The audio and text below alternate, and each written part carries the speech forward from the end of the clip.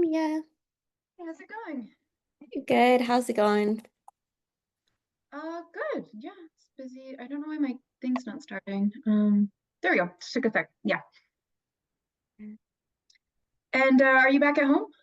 No, there's still no electricity. I'm sorry, that's too bad. That's really rough.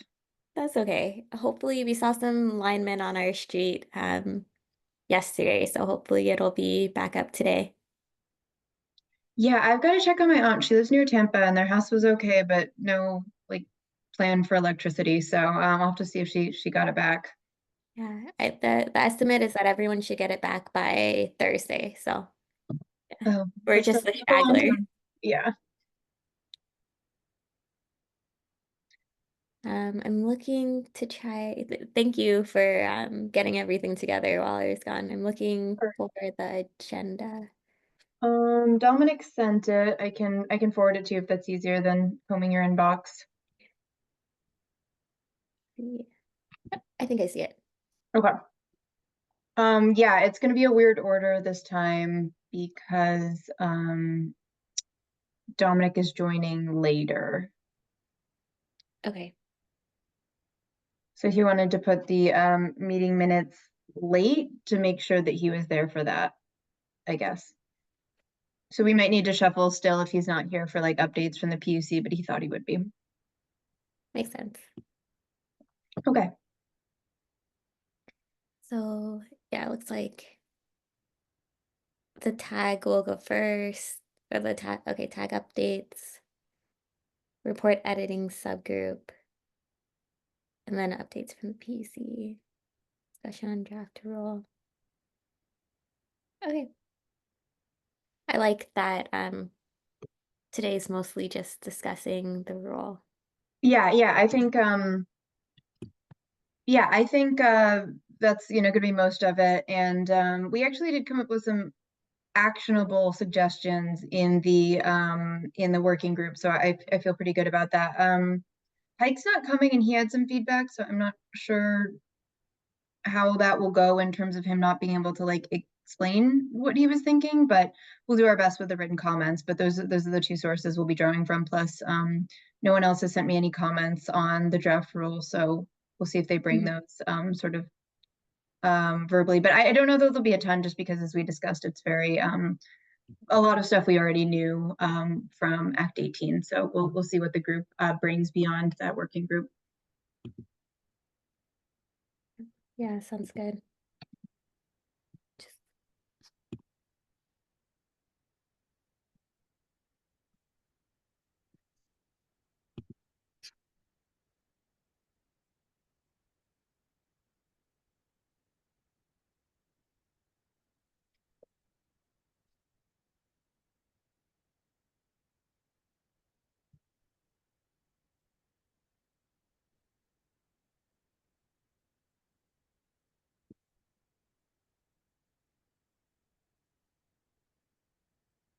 John, How's it going? you're on mute, but I love the lei that you're wearing. Well, my daughter and her family live in Hawaii, and today's my Mm. birthday. So they sent me via Oh, FedEx a lei from Hawaii. Oh my goodness. cool. Happy Happy birthday. birthday. Thank you. You're a fellow Libra. Yeah, for sure. This is the big one. I'm 75 years old today. Congratulations. That's cool. Are you doing anything more festive than an EAG meeting? Well, my wife is making a nice dinner tonight, and then I'm taking Friday off. And there's a really good restaurant in Barton called the Parsons Table. Oh, I've heard of that. Yeah, I've never It's been. it's a really good place. I highly recommend that you give it a Hmm. try if you can. Yeah, I'll have to do that sometime. Yeah, that sounds awesome.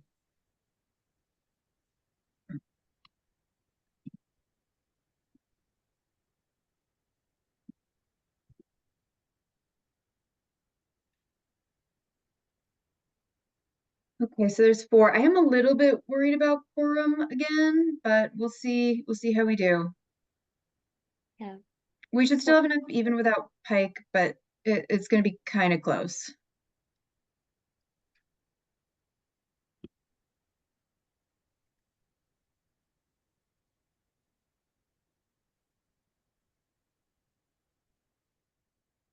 Okay, so yeah, we're at 4, and I'll wait till we get our 6 to call this meeting to start.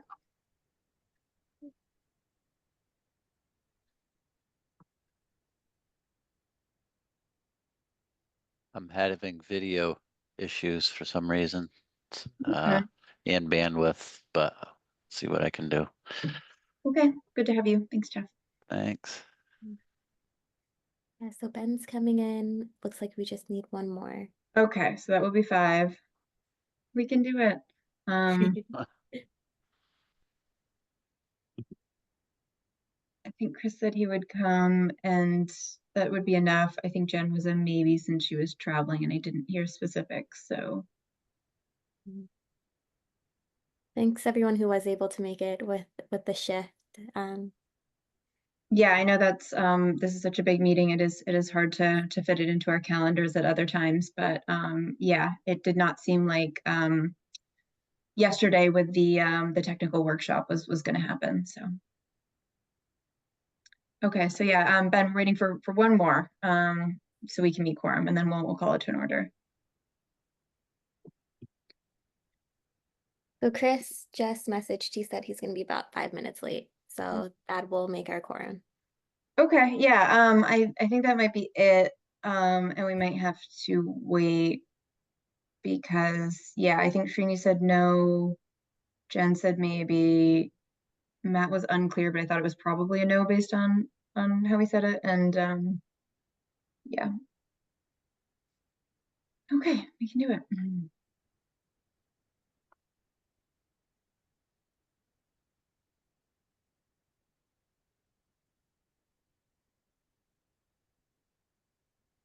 I think Pike indicated he was going to come as well, but He emailed me this morning saying no. oh, bummer.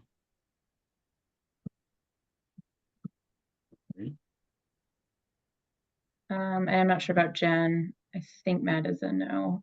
Srini's a no.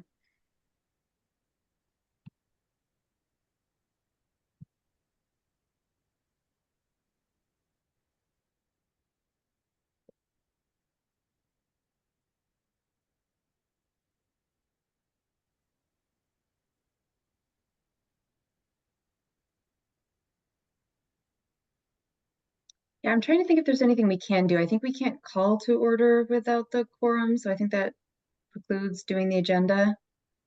We should have time. It's Yeah. weird to just there's sit anything- here, but okay.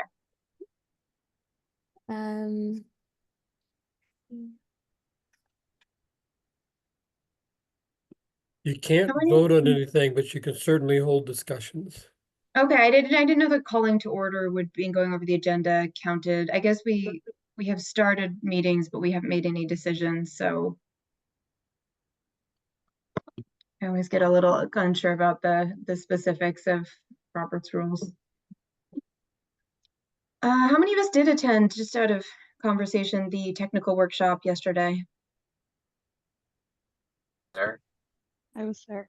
I listened to part of it, but not super attentively. I don't know. I did not find it that helpful in terms of, understanding the direction, but I understand that they're, gathering inputs. So it seems like that was valuable, but not in terms of what it will actually be. A lot of work to be done in a short period of time. So one of the big takeaways, I think. Yep. Yeah, and I think for me, which we discussed during our working group last time, was that I just don't know that we're going to get any, like, and we've discussed this, any data about costs, any time before we're completing our final report. So that'll be, it really does not seem like that's the trajectory. So yeah. Right. Yeah, it sounds like they are going to be hosting a follow, at least from my Mhm. notes, sounds like follow-up workshop, potentially in 3 weeks, like first week of November. I think the commission's going to be hosting. So I know that, our team here at the department is working on gathering, as much information as possible. And then, yeah, sounds like probably first week of November-ish, we will kind of touch base again at another workshop. So And that reminds me, I will ask Dominic if at all possible to ask the PUC not to schedule it during our meeting times, because it's a real bummer. So we'll see if that one could be avoided next time. We have Chris coming in now. Okay.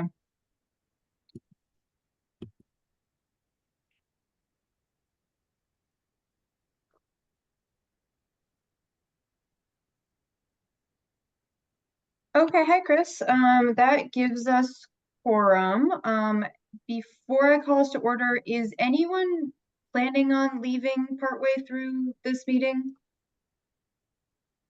Okay, great. That's good. So we don't have to curate our agenda. Okay, so I'm going to call this meeting to an order. We will start, as always, with reviewing the agenda. You've probably seen that this one is a little bit weird because Dominic is only able to join us later, and he wanted to be here for the PUC updates and some of the admin stuff like approval of the meeting minutes, things like that. So we're going to do things in a little bit of an unusual order and also fairly free-flowing, large blocks of time to discuss the draft rule. So we'll start with an update from Emily from the tag. Then we will touch briefly on the low-income household notes and plans for the report editing subgroup. And then we'll really be focusing most of the rest of our time on the draft rule. We'll do public comment. Oh, sorry, I missed updates from the PUC if Dominic is there by that time. And I assume he'll be talking about the draft rule. So discussion on the draft rule, public comment, and then we've broken out the discussion on the companion report. I'm sure they'll bleed a little bit into each other, but I know there's the big ticket item about an alternative plan proposed by the PUC. So we'll try to contain that to the second block of time. Public comment again, we will review the October 1st meeting minutes, talk about where our report completion trajectory is headed, next steps, and close. And then as always, EAG member cameras on if possible. Jeff, I know you're having technical difficulties, no worries. Everyone else muted and cameras off, please, until you're called on during public comment, and we'll try to keep substantive discussion out of the chat. Okay, so I will any questions about the agenda before I move on? Okay, thanks. Emily, can I hand it over to you for updates from the tag? Yeah, I have a pretty quick update today. The main discussion during the last tag meeting was on opinion dynamics measure characterization study. So that's basically the clean heat standard TRM. And we had received the final draft of the installed measure TRM. And so that's mainly what we discussed. And then this past week, we had a subgroup that basically discussed the TRM topics. If there's any final feedback to send to Opinion Dynamics, the contracted entity working on the TRM, the measure characterization study. So that group came up with final feedback to send to that group in the PUC. And we also started during the last tag meeting to have a discussion on advanced wood heat and basically the definition of advanced wood heat and what counts as advanced wood heat under the clean heat standard. So that was a discussion that was in that subgroup that happened last week as well. So this coming week, the main discussion item for the tag will be continuing the feedback that the group has discussed in that subgroup in last week's tag meeting on the TRM, and we'll be voting on different topics related to that. So all of those memos that we'll be voting on are included in the meeting materials.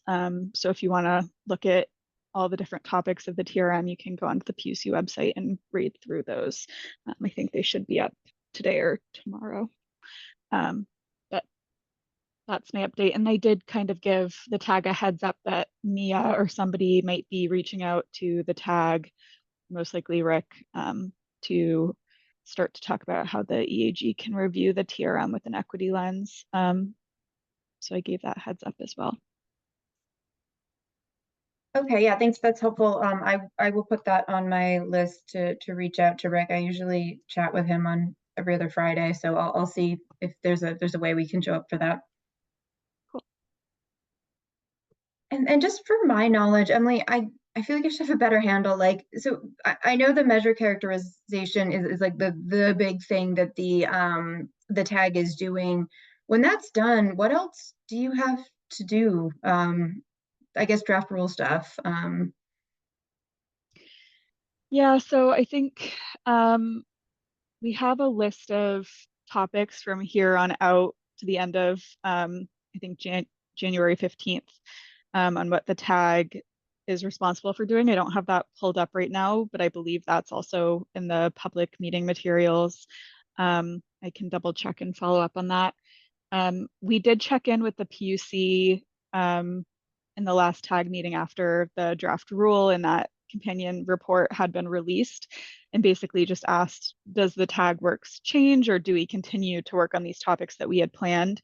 And the commission's response was continue as usual, continue with that schedule. So yeah, sorry, I don't have that pulled up. I can pull it up and we can circle back to me in a bit, but the work is going to Fine. continue as planned. No, it's just good to know. We're kind of on our sort of end of work trajectory, and I was just curious, since the measure characterization has been such a big part of your work, what else is out there? Okay. Yeah. Any other questions for Emily? Yeah, I just have a quick one. We've all been getting this blizzard of public comments about using wood. And I'm curious to know, what kind of effect is this having on the conversation within the tag? I mean, are they taking it to heart or what's happening with it there?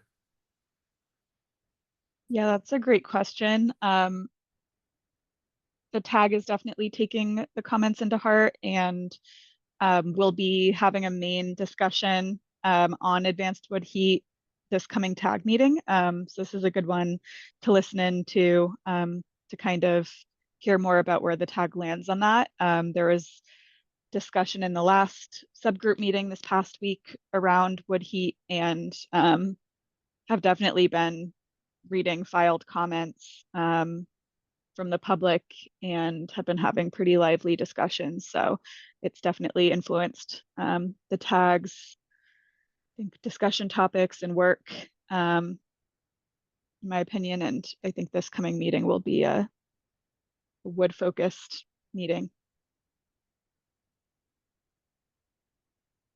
Jeff, did you have a question or comment?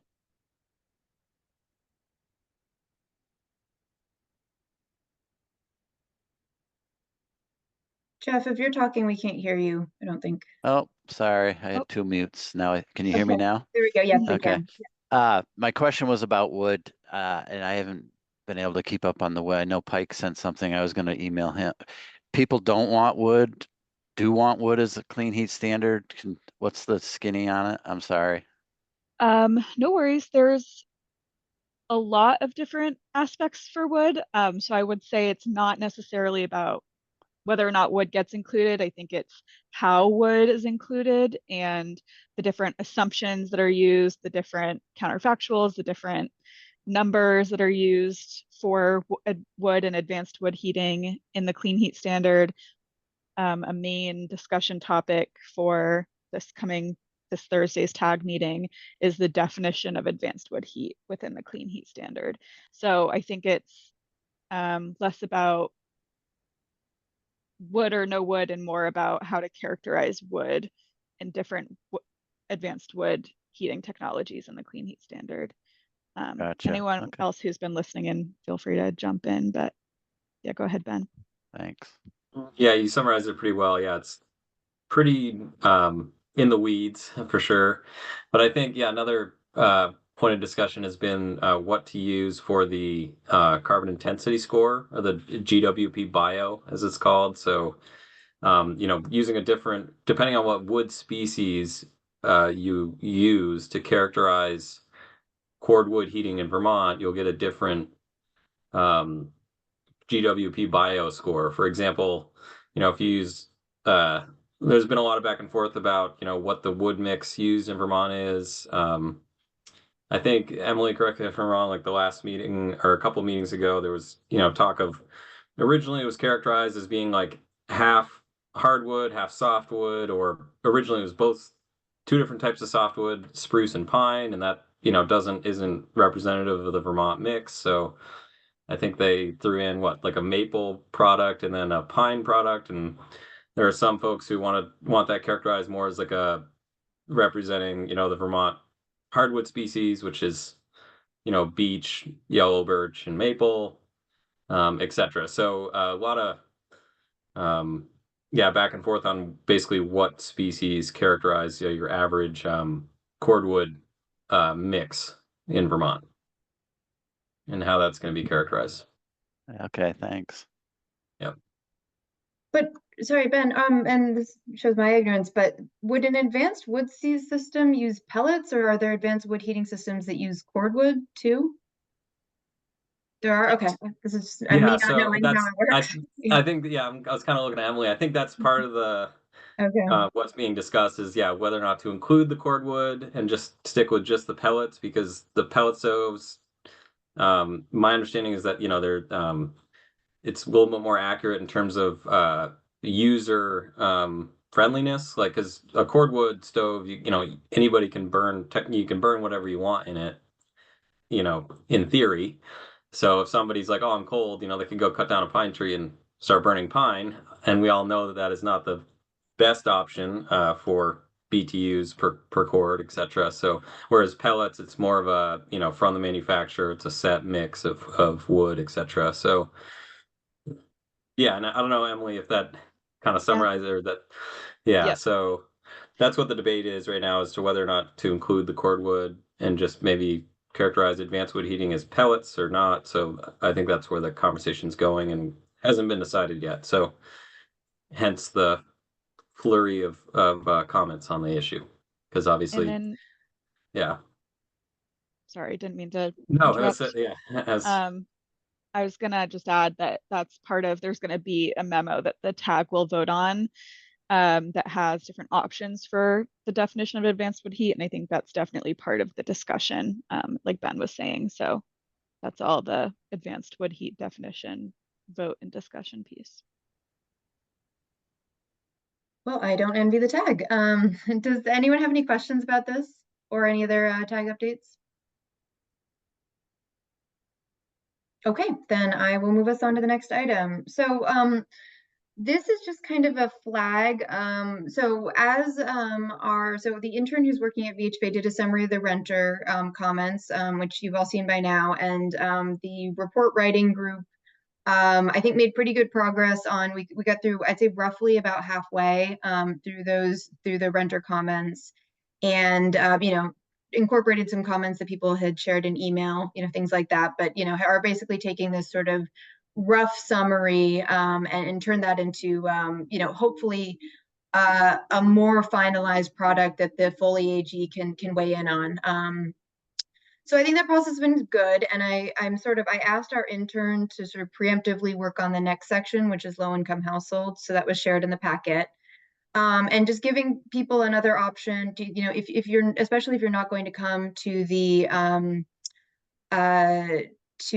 report writing group when we meet next week, hopefully, just an option to submit comments either briefly now or in depth over email about things that you're not seeing represented correctly or missed. I'm confident that there are things that are not at all correct in there, and the report writing group has cleared up a lot in the renter section. We'll have to do it again for this. So happy to take comments on that now, or just prompt you by, I don't know if we'll get to it next week, but probably the next time after that, the report writing group will want to take up the low-income household section. So happy to take any comments or questions on that process.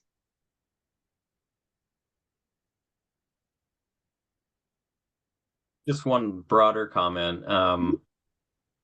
First of all, huge thanks to the intern that's helping to write this. I think it's a lot of good content, and I think it's at this point better to have kind of content to edit than to have no content, so or minimal content. So that's definitely thanks there. But I was just wanted to flag an issue, and I'll be at the meeting next week for the report writing. But just want to make sure that we don't have a lot of overlap with between sections. I think that might be a challenge because we're all sort of referencing a lot of the same things and talking about the same issues. So I think at some point we'll need to kind of start putting these drafts like together into one cohesive document and just make sure that we don't basically just repeat ourselves or have redundancy throughout the report. So just wanted to flag it. Obviously we can get into the details and stuff next week or at that meeting, but yeah, a lot of the same references, because I just noticed I was writing, I've been drafting my section there that we'll be sharing soon. But a lot of the same a lot of the same citations and stuff. So how do we combine those and for brevity and clarity? So Yeah, I think it's a good point. I think the challenge has been we've got these sort of raw notes and not really being able to executively decide what's important or what's not. I've just kind of handed it off to the intern and be like, well, if you can at least put this in citations and like complete sentences, that'd be great. And so that's kind of what we're working with. But I think we did this successfully in the renter group a little bit. We're like, oh, well, this is really talking about like the WAP program in general. So unless we're specifically talking about WAP and renters, it's not really relevant to include it in this section. We'll have covered it under low-income households. So it's definitely not the most efficient way to do it, but in terms of like deciding on how to cut stuff out, I think, and with open meeting law, we just have to kind of go through it. I think the real thing we're going to run into is this is not the fastest way of doing it. And so, we can talk about at the end of this meeting, like how many times we have left to do this and which sections we're kind of the most concerned about hitting as a group, and which sections will have to be done individually and kind of submitted to the group. But yeah, definitely getting into late October is starting to make me worry about this approach. But I think the renter section and the low income sections are going to be the sort of most content rich, most complex to deal with. So if we can get those in a group, I think that's the best way forward. But totally hear you. And in the report writing group last time, we did talk about some sort of top line items where it's like, oh, we've said this over and over again, this really belongs in the top. And a lot of the stuff about benefits, I think, are fairly repetitive. So yeah. And maybe, Jeff's on the call here. I do wonder if it might be beneficial, and again, we can tackle this in more detail at the report writing group, but I wonder if we have a specific section like outlining the weatherization assistance program specifically, because it is being implicated and referenced so many times that like I wonder if we just have like sort of like a one page like detailing everything that the weatherization program does and does not do. And it can of course be referenced and cited throughout the document, but it's just because I feel like it's being referenced so much for home repair and populations they serve, etc. So this is Jeff. I just was making a note to email you, Ben. I'll be honest, I need clarification on what I need to do for this group and this report. If somebody could follow, I'll do whatever is needed to get you info on this program or what you're expecting of me. I'm sorry I haven't been able to keep track, but I want to do it. So would that be the best thing, Ben, if I reached out to you? You can fill me in. it'd be great. Yeah. Okay. And then I can share at the group next week. But yeah, totally understandable. It's a busy time. But I think I've been sort of thinking in the back of my mind about areas where maybe we need clarity from you, on the specifics, for example, the multifamily policies and etc. So yeah, we can touch base offline about that. And then I know you're not able to attend the meeting next week. So yeah, we can touch base offline and I can pass along any message. Yep. So Thank you. for that action, I have that Jeff will reach out to Ben to create a specific page on weatherization and kind of go through that, the weatherization programs. And then also Ben will highlight the areas that need specific input on weatherization. Cool. Sounds good. Yeah, and I just urge this group, I think we've veered into it at times more than we meant to, but just like we should be we should be data informed and like policy, you know, existing systems informed as much as possible, but I think only when it's relevant to make a point about like, well, this is like why this isn't working or why this program would have to change under the clean heat standard, you know, something like that. And I think we have veered into it. We've gotten real deep in the weeds on sort of random things just based on the conversation. And I don't want to just cut it out, but I don't think we should add more data and more details unless it's to prove a point when we're saying like, look at this number, like this is going to be a real problem, or these people haven't been served and we have the data that says that, you know, that kind of thing. I think we'll have to be disciplined at this late stage and only, you know, sort of buttressing our claims, I guess I would say.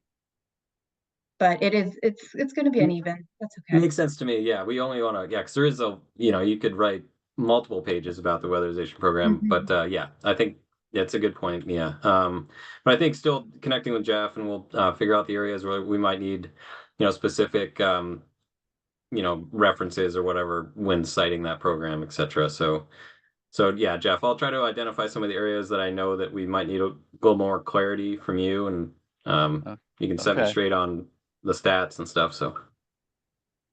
If you're around Friday, I can try to connect with you.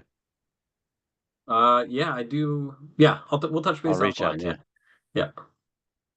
Oh, one thing I wanted to know, which I came up in our discussion a little bit, is to what extent people receiving LIHEAP are sort of being channeled into the WAP program. Like I know it's a priority thing, but like I guess like how quickly are people being moved, you know, to WAP from LIHEAP, in terms of, you know, I think that'll be relevant to how much this population is going to be affected by the clean heat standard, and you know how quickly they could be served by weatherization and electrification. Yeah, in any given year, 30 to 40% of the total households we serve also receive LIHEAP. No, So okay. LIHEAP doesn't funnel them to us. They do give us the list of active fuel recipients, and agencies will outreach to those clients, but that's the limit of how the funnel works. But we do give prioritization to LIHEAP clients, among other things. So yeah, that's good to know. Yeah. Okay. Anything else on this subject? Okay, so definitely if you have a chance in the next, like, I'd say 2 weeks to review the low income notes, it's always helpful to either send sort of formatted text or come to that report working group with sort of pre-made text so we can just kind of plug it into the report. That's super helpful. So it'd be great to review that. Okay, Dominic is not here, but we're a little bit ahead of schedule. So maybe we should go into our discussion about the draft rule, and we can have Dominic interject if there's anything related, which is a little uneven, but I don't want to waste too much time. So okay, so obviously the draft rule is a pretty dense document. Have people generally had a chance to review it, or the companion report? Okay, I'm seeing some nods.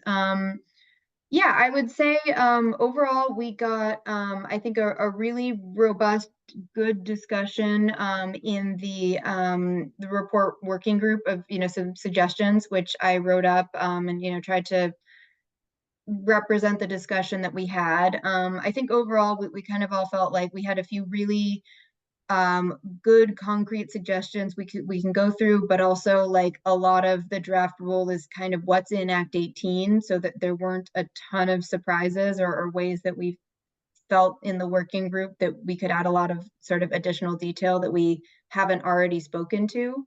But you know, if anyone has any sort of general comments on the draft rule, things that they noticed or were missing, why don't we start with a discussion on that before we get into the working group feedback? Just topics missing from the draft rule? Or just anything that struck you, I don't know, just like high level comments about the draft rule before we get into specific recommendations. Just opening the table for that discussion.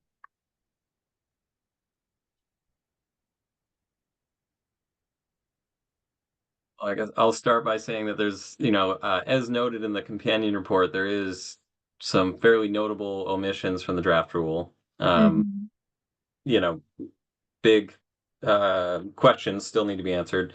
But as the commission noted in the companion report, you know, they don't want to bind themselves, you know, a rule. They don't want to bind themselves to a rule on those topics. I think they wanted to release them as orders where there can be a, you know, public comment process on those. So yeah, well, I think a few of the things that are not included in the draft rule are still pretty yeah, open debates, and there's kind of multiple ways to go, multiple avenues to pursue with the orders still remaining. So Yeah, definitely. That's definitely something we mentioned where like a lot of the time it's like, oh, the draft rule mentions disclosures. Well, until we see the disclosure form, that's hard to weigh in on. We kind of already talked about that a little bit with credit ownership and without like the companion order. And we can talk about this more in the section on the companion report. But yeah, I think it's right to point out that there's a lot that's the devil is in the details about how it's going to impact you know, Vermonters, and until we see an order, it's going to be a challenge. So Dominic, to catch you up, we just started our discussion about the draft rule and just, you know, what we were initial takeaways. But I think this is a good time to have updates from the PUC, and then we'll circle back into our feedback. Wonderful. Apologies for my tardiness with switching all the meetings. Got here as soon as I could. No worries. Yeah, so all right. I do have a couple just thoughts in response to the draft rule draft comments. But first, some stuff going on at the PUC. The first thing is a bit of a retrospective. The PUC met with community action agencies in a meeting facilitated by the Climate Council. This was, Mia was a part of it, as well as Ben, and we really talked to the CAAs about what barriers their customers see in the potential clean heat standard. The discussion notes from that meeting were in today's materials. When the EAG's perspective is mentioned, it was coming from Mia, just FYI. There was a lot of valuable information shared. We talked a lot about enabling upgrades, which I know this group has covered as well, and other challenges, upfront costs, obviously, multiple fuel sources, as we've heard. So it was a good meeting. I think what the EAG has said and what that meeting came up with were largely similar. I don't think that conversation has finished yet, but it was a good starting point. We got two upcoming meetings. First is the public meeting on the clean heat standard, which is scheduled for 6:30 p.m. on October 30th, day before Halloween. That we anticipate to be a lot broader and about the potential clean heat program as a whole. The meeting that was held last week was really getting into the specifics, you know, language sections, what's in, what's out, what's in orders.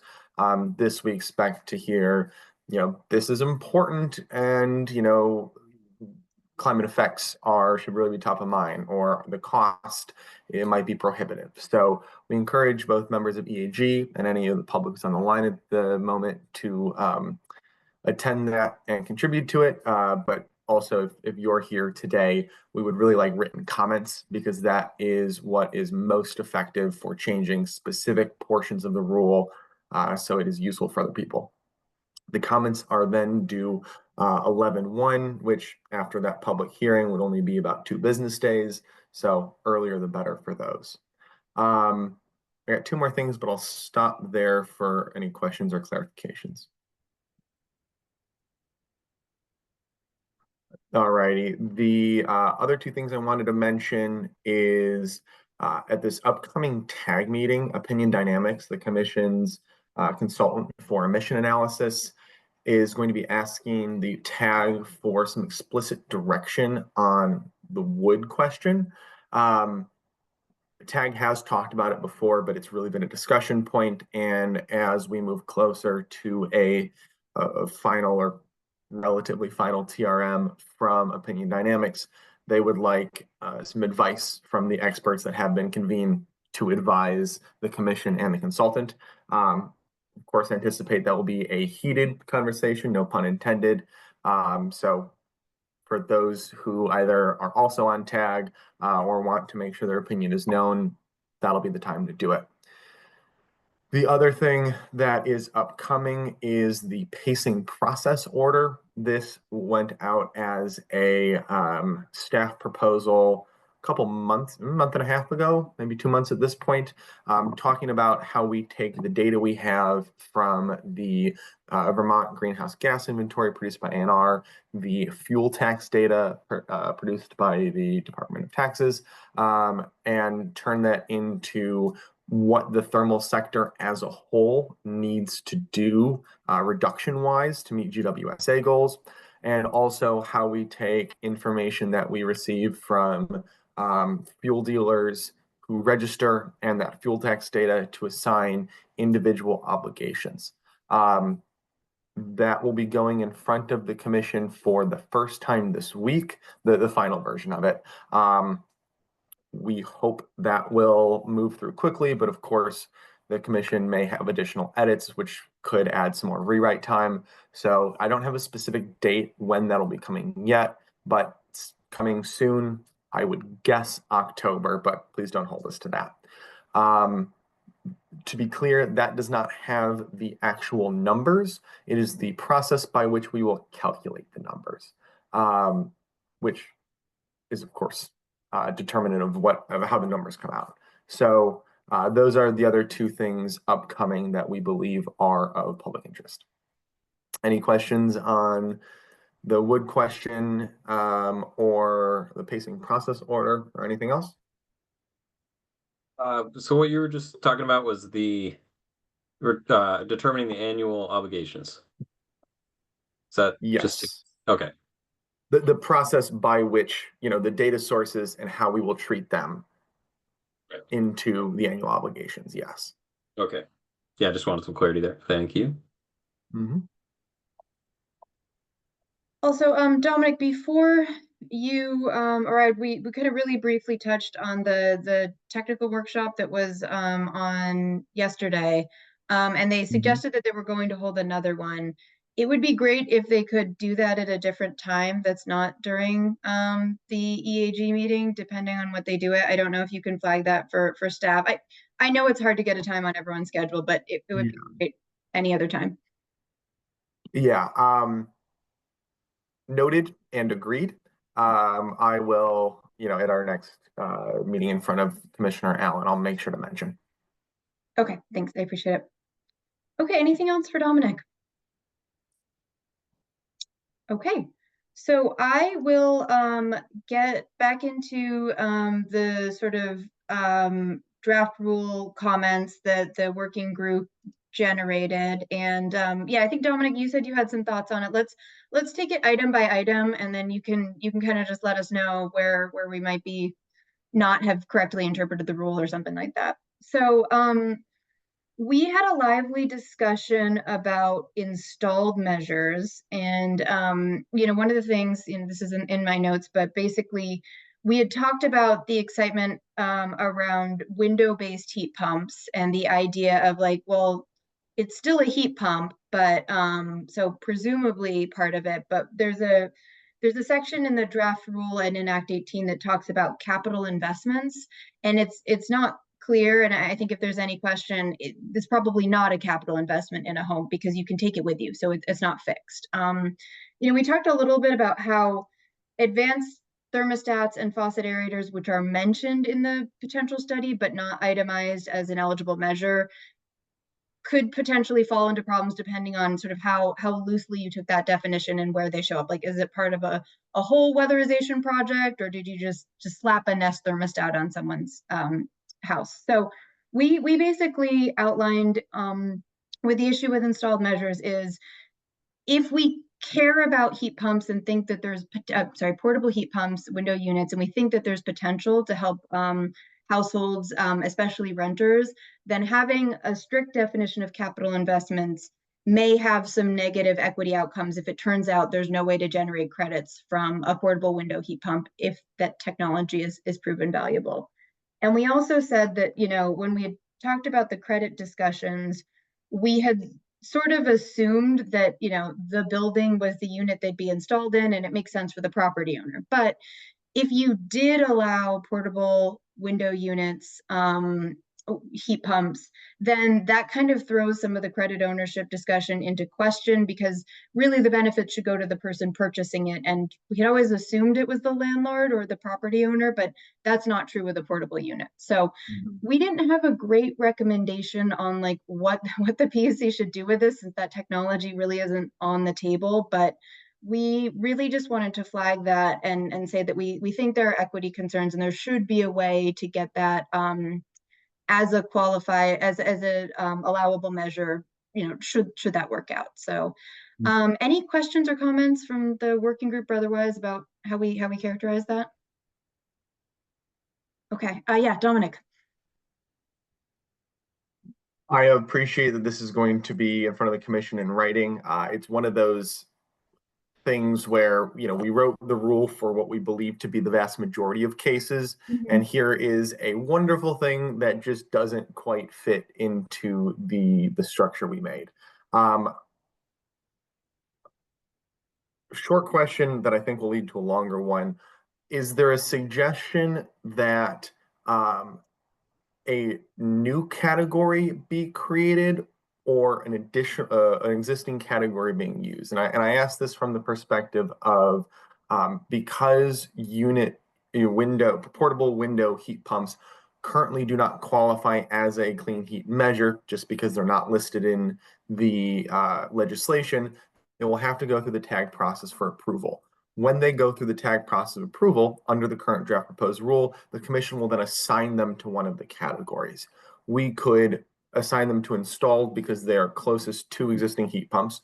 We could theoretically assign them to the deliverer because that it might be easier to get the benefit to the customer, or we could call it a custom measure and make its own rules. Or if at this point we think there is another category necessary, that might make sense. I don't know if the group has somewhere where, you know, your gut brings you to on that question. Well, I guess my question is, we had kind of read, it just says heat pump, like these are heat pumps. I know it kind of, I guess maybe it's a question of how the tag is interpreting it, but like Act 18 says heat pumps, these are heat pumps. They're just not capital investments, maybe. So I don't know. I mean, I guess it depends, and I'll look maybe a little towards Emily. Like, does Act 18 saying it's a heat pump and it is a heat pump mean that it should be considered an eligible measure? Like, that's the position we were starting from, that we thought it was an eligible measure. It just maybe wasn't installed, or like, you know, in that way. Whether or not you're going to be calling it a capital investment depends on how you're going to define that. It doesn't have to be permanently installed in the house to be a capital investment. A car is a capital investment, but it's not something that's permanently located somewhere. So I don't think it's a question of how you're going to define what capital investment means. I might also just add, I know there's a list of eligible measures under the statute, and then in the Clean Heat Standard TRM being developed right now, the heat pump category has like specific heat pumps that does not include technologies that are not in the market right now.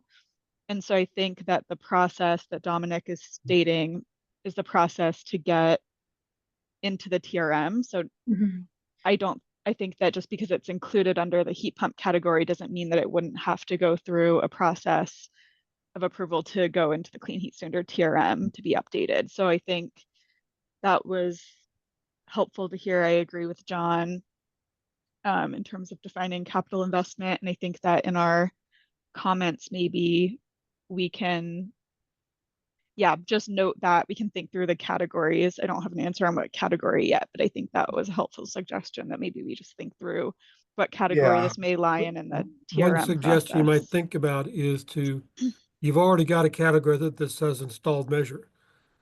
Couldn't you have a subcategory under that says installed measure portable? I mean, that takes care of your issue right there.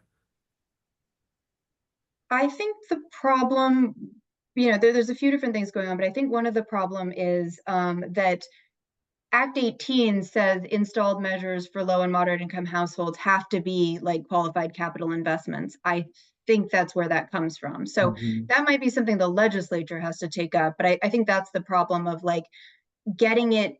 It's like, so is it an eligible clean heat measure? And then secondly, does it count as a low or moderate income clean heat measure so that there's, a revenue stream generated from getting this into the homes of low and moderate income households? I did try to look at qualified capital investment, and it honestly gets into tax code stuff. And I don't think a heat pump, just looking at it like a portable heat pump, would count as a qualified one because you can take it with you. And it like I looked up like air conditioner capital investment, and that does not seem to be one, like a window unit air conditioner. So I don't know. The draft rule doesn't say what a qualified capital investment, but I think that's the problem. And maybe our comments should make it more clear that like if we really see benefit in this technology and getting it from low and moderate income households, then that would be, I think, where that qualified part comes into, maybe, depending on how you interpret it.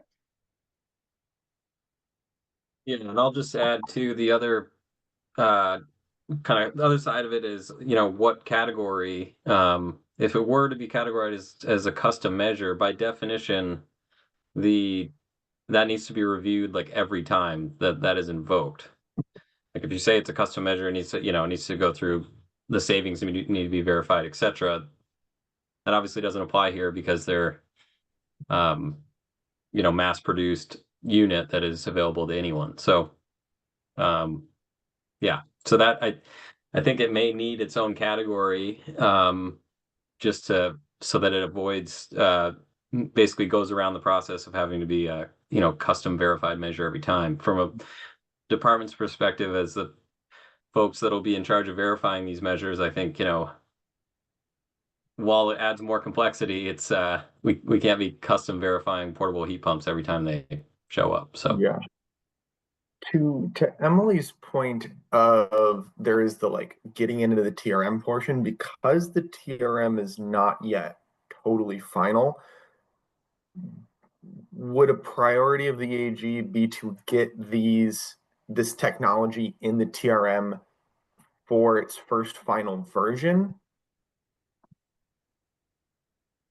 it may be, I mean, right offhand. Yeah. I might say that I'm not suggesting a recommendation, but I think just some thoughts are we should definitely highlight if the group is thinking that this technology might be really impactful for the split incentive and addressing some equity concerns under the program. But I'm not sure I have an answer, just because right now my knowledge of this technology is that it's just in a pilot phase. So I'm not sure. Yeah, like counting on that and moving that forward if that's the right timing for that. But I don't really have a recommendation either way, just kind of noting that. I think There's no way to verify the performance, is what you're saying. Is it TRM worthy yet? Yeah. I think the problem is it's, they're appearing on the market. You can get your hands on them. I think the problem is like, it seems like if they are going to be viable, they'll certainly be viable before the next like triennial review. Like I don't think we want to wait that long to, have this be a viable option. Like it seems like the technology will be verified sooner than the next time the TRM is revised, right? Probably. Yeah. I mean, my knowledge of the only like large scale rollout of these thus far was with NYSERDA, and those were purchased by the state. Mm-hmm. Right. So we might even be at the phase of this technology where it's needs to be deemed as an eligible measure to begin with. I mean, yes, it's labeled as a heat pump, but until we know more information about the coefficient of performance, etc., like, and how they actually perform, like if it doesn't meet a certain bar of efficiency, then maybe we don't want it to be an eligible measure. But from what I've read, I think they should be likely, but we need the data.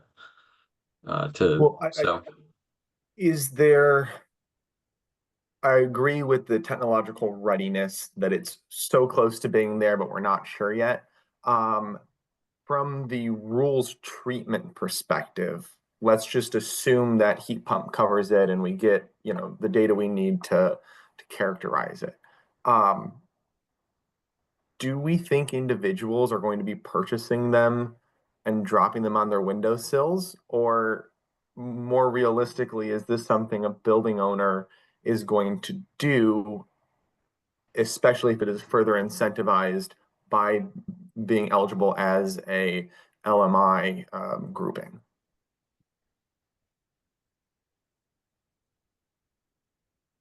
I think individuals will purchase them.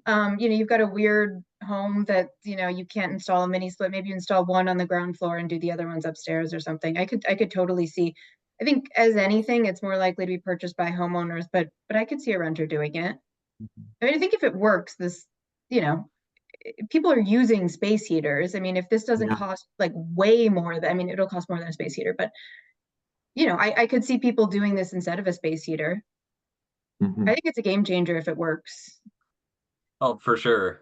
Yeah, I mean, I read about it and I thought about, my home. I have a Cape style home. It's kind of a tricky area to put a real heat pump on the wall because of the wall space and stuff. So to my knowledge, they run about like $800 to $1,000, but it's you just plug and play heat pump. So, and it's not, for the same size unit, I think it provides about it's like a 9,000 BTU unit essentially for like $1,000 rather than 3,000.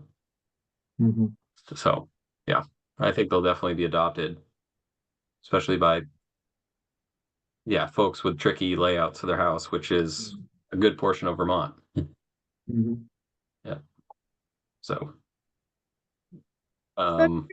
I'm hearing that we've got two things. So like we've got this problem where is it a qualified measure or not? Like it probably needs, one at least, get in the TRM at some point, and we've got this 3-year window, which is going to be a problem for that. And then I think also the whole qualified thing prevents it from generating credits for low and moderate income installed. I guess you could do low and moderate income generic, but you wouldn't be able to get your installed cap on there. I am, given what you just said, I think I think it may qualify more as a delivered measure because you can go to the store and buy one off the shelf. Just like you can go to the gas station and buy off-road diesel and pour it into your tank and run your boiler. I mean that if we're applying the same test, that's a real thing. I mean, so that's fair and that's true. I just worry that I'm pretty confident the legislature wasn't thinking about this, and I think the installed was like, let's give real value to homes and households, and I think it was just kind of like, oh, maybe the EAG will come up with something creative with renters or something, like to the extent that that was discussed. And this seems like the technology wasn't really considered when they thought about qualified capital investment versus we're really concerned about getting this permanently stuck in a building. I don't know. To me, it maybe just seems like it wasn't a question of intent, but just sort of an oversight. But it's hard to read into what the legislature intended with Act 18. I think they just wanted the benefits to get to the residents of the house in a way that doesn't happen with delivered measures, and that's what I'm reading into that. But that's a dangerous thing to do with the legislative intent. No, I would agree. Yeah. Yep. John, did you have your hand raised or was that just, okay, sorry. Thanks, Emily. Almost thinking of if we get it wrong, this categorization is a qualified capital investment question, like what are the issues? Are we more concerned about getting these credits to the homeowner and then having the renter take it with them? Or are we more concerned about getting these credits to the renter and then leaving it there?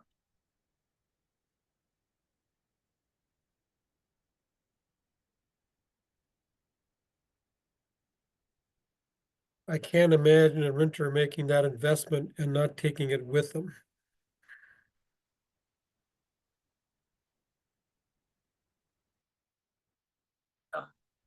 Which I think pushes us back to the critical question is who purchased the unit?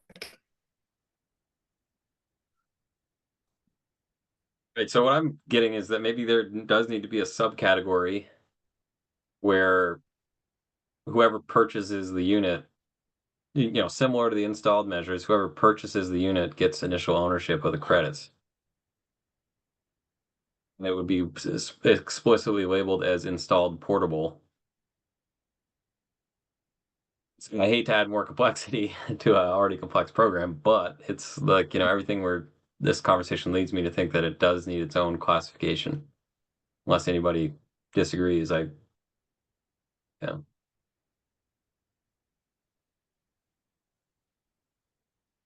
I think you could get it in, like, I mean, I'm less confident than I'd like to be since I don't have a great definition, but I think you could get this in as a measure and say that this counts as an installed one, even if it's not capital, and come up with some sort of way of showing that this needs to be like property that has a benefit.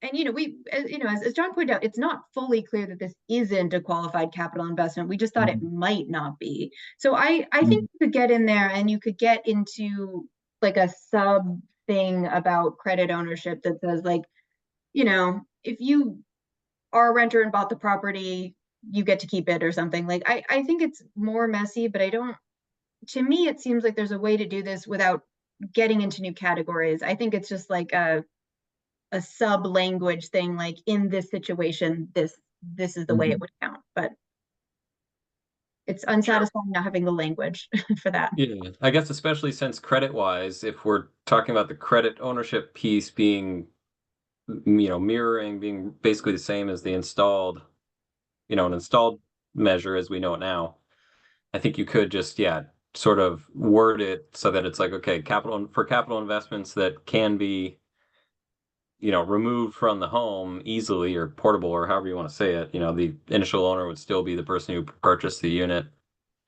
Yeah. And it's probably worth recognizing that this challenge is for the credit ownership challenge is for a very specific situation, because I would guess that most people who are purchasing them, even if they do it from Home Depot, are more likely to own their homes than a renter who, they plan to be out of there in 3 years. That's true, but I think it's still a problem because then, we want to be able to create a revenue stream from these credits, and ideally, Efficiency Vermont or Vermont Gas or one of the EUs or whoever else would offer some nice rebates for households to install it into their homes, whether they're an owner or renter. So I think the renter question is especially interesting here, but right now there's not a great way of sort of encouraging this technology to take off and be adopted. So for this piece, does it make sense to have someone draft that specific language on the portable heat measures and then come back? Because the thing that we're dealing with for the draft responses is that we have 1 day, so the meeting next week, to finalize anything that we're going to send as the EAG. So either we could do some quick drafting during this meeting, and maybe somebody, if it's just a couple sentences, maybe someone can draft those sentences as we discuss something else and then come back to it. Or we could do the thing that we've done before where we draft it, send it out to everyone, and hope that we get responses, and then hope that we're able to vote on it at the next meeting and it goes through. What are the thoughts? How do we want to proceed? Yeah, I think that makes sense. I can take a crack at trying to define what we've kind of synthesized the conversation here. I'm also inclined to say that we need to raise the issue to tag. We are at a late stage. There's plenty to discuss at the next tag meeting, as we all know. But it's like sort of like, hey, there's this other issue over here. Because I think tag ultimately is going to have to chime in on whether or not included in the TRM. Or, I know the department, I'll probably make a note, we'll be, as a department can comment on our TRM comments, but yeah, I don't know if the tag would want to opine on that, but. And I do want to note that the discussion as it currently exists in the draft rule comments does include, I think, most of the biggest points that we talked about, reskimming it. The only piece that I think isn't in there is the subcategory idea. And then, of course, as Ben mentioned, the getting this characterized by the TRM. I missed the first part of this meeting. Is a plan today to use the current quorum to approve this comment document and have it sent to the commission? I hadn't planned on it. We can see how far we get. I would like to have a little bit more people, but I can't tell that the next meeting is going to have a much higher attendance. So I'd say probably not, but I guess if we have time and we're feeling really bullish on this, I do think the language might matter. And if Ben, you want to take a stab at revising it, I think for me it's, yeah, I think maybe we're not quite close enough and we still have next meeting. I Okay, think let's see. That sounds good. Just wanted to check. No, it's helpful. Yeah, so I think, Ben, if you want to take a stab at this section, that would be great. I think highlighting that there is some uncertainty of how this would strictly be interpreted, but we've kind of noticed these questions, and you can say we really weren't sure if this was a qualified capital investment. So maybe this is less of a problem than we think. And I think just highlighting that at the time of the memo, we're going to talk to the tag about this, but I think there is a consideration about okay, what if you have a super promising technology? Are you going to really hold it up in this 3-year cycle of the TRM? And I know why the tag doesn't want things just thrown into the TRM randomly, but yeah, this technology is probably going to be viable for the market within a year or maybe 2, and that's not great that we'd be holding it back. So. Yeah, no, Okay. I'll revise, some of the language here, and I'll have it definitely ready before the next EAG meeting. But yeah, I agree that for today's purposes, I guess we'll move on. I'll rework that section and we can touch base either next week at the subgroup meeting or at the full EAG. Okay, sounds good.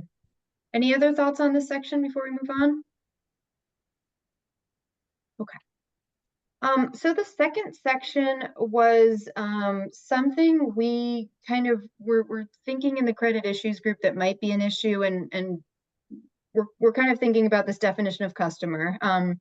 It says when a landlord is the recipient of a clean heat measure, the tenants may be considered a customer for the purpose of determining the measure group, which, we had sort of opined upon that was going to be important to make sure that renters can access, clean heat measures, and that's tied to low income renters, even if they're not owning the property, the building. One thing that we did sort of notice or flag in the meeting is that okay, well, what do you how do you decide this at a building level? So if you have a mix of different income levels in your building, it's going to be fairly hard to figure out if it's one heat pump per unit, fine, but if it's weatherization or a building level heating system, that's going to become a big challenge for figuring out is this a low income household, or how to split up the benefits related to a clean heat measure. And then one thing that might be helpful to get Dominic's feedback on, we were not really clear how to interpret the section of the draft rule that says measure attributes associated with a single clean heat measure cannot be divided. All measure attributes may only be transferred as a group to a single entity. So yeah, if you've got one heating system for the building and you've got one higher income household and 5 low income households, does that sort of kick it into high income or I guess generic territory? So we weren't sure how to interpret what that was trying to get at when it talks about attributes. Yeah, I'm happy to explain that. This is one of the more challenging parts of the draft rule. Measure attributes is best thought about as a physical folder of paperwork. Here are all of the things that are necessary to substantiate an eventual clean heat credit. But at the time of that that packet of paperwork is generated, no one in the state knows it exists yet. So in there is where it is, this attestation of income, which I know we'll get to later on, your before and after fuel consumption, your physical address of where this is located. That packet of paperwork can only be transferred once, and it cannot be divided, so that all of the information and all of the credits that eventually are created because of it move together. They get to the department verifies it, then they actually turn into credits, and those credits can be divided, traded, chopped up however their owners see fit. I very much hear your concern, but I think it's happening on a slightly different level. In that packet of paperwork, we'll say, what credit group this is in. And your point that we have not adequately accounted for multi-unit properties, I think is very important, and we will need to make changes to accommodate that. But that measure attributes language is not where that issue is with the defining of customer. Okay, so would you recommend that we just get rid of that paragraph about measure attributes because it's not really relevant there? I mean, I know you can't make recommendations. I guess I'm just saying if we're talking about something that's completely beside the point, then maybe we should get rid of that. Yeah, I think the focus should be on most usefully defining customer and accounting. I don't think the AG needs to talk about the measure attributes portion. Okay.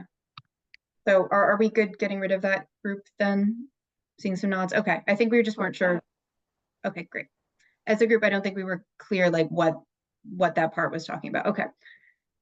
So yeah, okay. So as it stands, we had talked about the group, and I'd welcome Jeff's feedback on this particularly. Like WAP has a standard where not everybody in the building needs to be considered a low-income household for it to be WAP eligible. We kind of looked through the WAP guidance a little bit, but it's kind of all over the place depending on funding source. And we weren't sure if we should make a specific recommendation, like, I don't know, if you can find half the units belong to low-income households, close enough, it's considered a low-income building. We weren't sure if the EAG would have a specific recommendation to make these projects work better for WAP or just in general. So would welcome any thoughts on that from the group.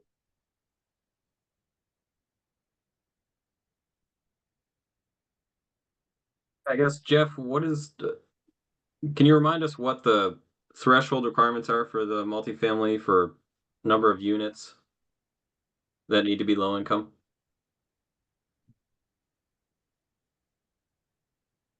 Jeff, we can't hear you if you're talking, just to be clear.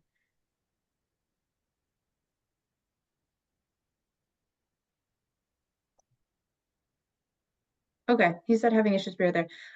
I looked at their funding guide really quickly, their technical guide, and it looks like 25% to 66%, and it totally depends on the source. When I've seen like similar types of programs, a lot of the time it says like, okay, if half the units do, it counts, not through WAP, just like for like housing programs. Sometimes they'll take that approach where it's like, half is enough, WAP is always going to be weird because they're working with 80% and we're working with 60% anyways for low income, but. Can you hear me now? Yes, hi Jeff. Okay, sorry, I tried to get away from my headset, but anyway. So, yeah, depending on funding source, federal sources, 66% of the units need to be income eligible, and then we weatherize the whole building free of cost for the building owner, except they cover health and safety. For our state and ARPA funds, till the ARPA run out, only 25% of the units, and this is for 5 or more unit home projects to clarify, have to be income eligible to 80% of median. And then we still weatherize the whole building, every unit, and it's free to the building owner, except they have to make sure health and safety and any structural issues that are related to our work are completed before we walk into the building to do the other work. Did that answer your question? Yep. Yeah, Okay. it does. Although I'd welcome, like, from a WAP perspective, like, should the EAG say, if the WAP's most liberal, interpretation of 25%, like recognizing that 60 versus 80, like, Yeah. yeah, I don't know if you have feelings about how to make this work in the real world most effectively. I mean, multifamilies, simplicity is the best to get the best results. So I don't know what to say other than that. I mean, I'm not quite, this is gonna be very we gotta keep it simple, I think. So if you have a specific question, that'd be better for me, but that's all I really have to say, not knowing specifically what you're asking. Yeah, I'm just asking, like, we as a working group made the point that's like, okay, rather than trying to figure out, like, I don't even know how you would do this without it, but like, rather than individually trying to figure out like the unit count or what happens if you can't get one of your renters to fill out this attestation form, if you can get some level of the building verified or attested to as low-income households, just consider the whole building low-income structure for the purposes of credit generation. So that was Yeah. kind of where we left it, and we thought it would be helpful to the PUC if we had a number, and we didn't come up with one as the group. So I could throw out, I think 25% would be reasonable. That's the most liberal WAP approach. It's going to be hard to find low-income projects in general. That way the low-income household at least gets served by weatherization, even if higher income households do too. So that's what I would suggest, just throwing it out there to this group, but we didn't have a strong opinion as a report writing group. I would second the 25%. Yeah, I agree. Yeah, and it's even better that it's aligned with an existing, policy at WAP. So, I think that was where this question stemmed from, was we want to align it with a pre-existing threshold from from another program. So, yeah. So in practice, that would be, a HVAC contractor installing a heat pump eligible, central heating system. I think we're talking about here in like let's say a 4-unit building, as long as they could attest to the income of one of those units, then they'd be good to go for a low income designation. So that seems totally reasonable. Because chances are they're probably having to, whoever's on the first floor, for example, they're gonna probably have to access the basement through their apartment anyway. So it's like, hey, sign this form, test your income while I'm here, kind of thing. And there was talk, did we have it in here, about like the HUD designation? Like if the property was on the HUD list, like it would automatically qualify as low income, or we recommended it should qualify as low income? Because I think, correct me if I'm wrong, Jeff, that's an auto It is. qualifier Yep, for you guys. it is for DOE, LA, and state. Yeah, we talked about that in verification in the section below. I think okay. we can get there. But yeah, just in terms of this, just because it seemed to align in that, like, are we verifying or attesting? So yeah, just to get to this section, yeah, I mean, I don't know if we want to take this any further. Like, I'm thinking, I don't have a great sense of how credits are going to be divided in practice. So like, we have this sort of weatherization of a building, this sort of central heating system. If you install a heat pump in every unit, is that considered a separate project for credit generating purposes, or is that a single project because it's all in a building? Like, how do you, I don't understand how we split measures and It's unit. separate, because they would each have their own address associated with them, and they're separate energy saving measures. So in theory, if like every apartment in a 4-unit building installs their own cold climate heat pump, they're offsetting whatever fuel use was existing for each unit before. So yeah, I would say it's, to use the example of a 4-unit building, it'd be 4 different measures. So yeah. Okay, but weatherization would generally be considered one because you couldn't split out the benefits too cleanly. I feel like some of this might have to be interpreted in case by case. Yeah, I mean, weatherization is really difficult to attribute to just like one unit, because of course, if you're on the middle floor, you don't have a basement or an attic. So, it's, even though you're depending on the attic to keep you warm in the basement, so it's like a property thing. Yeah. I mean, to me, Ben, that I'd be goes. curious how you would react to the idea of it depends on who's filing the paperwork. Like if it's the 4 units, each claiming the credits, it's 4 things. But if it is one, master landlord who says, I did 4 things at the same time, do you think that could consolidate it into a single project? I mean, I guess yeah, I mean, yeah, that's a good point. You could look at the overall energy offset. But I'm inclined to say that, because there's 4 individual, pieces of technology, four heat pumps, those each have a savings associated with them. So that landlord who paid for the 4 separate units should get credit for all 4. But I guess the example you just gave, it technically there would be the same amount of credits, right? Because yeah. So I suppose it would be in terms of a verification scenario, like if that showed up at the department for verification, we would probably recognize that, okay, this is like units 1 through 4 at the same address, all under the same roof, and it's being filed by the same person. You could just give them a lump sum credits rather than 4 individual like credit certificates. I don't know if that would necessarily. I think it would probably be more beneficial though to do individual so that they could then trade and sell, whatever the credits individually. They'd have 4 separate verified credits or credits associated with 4 different things. So it'd be more advantageous, I think, for them to have the 4 separate units. This making sense, everybody? I mean, that makes sense to me, but I think Yeah, weatherization is a I'll different say beast. I think the current rule is determinative one way or the other for a situation like this. So if there is a distinct advantage to the rule having an opinion on this, we'd like to hear it.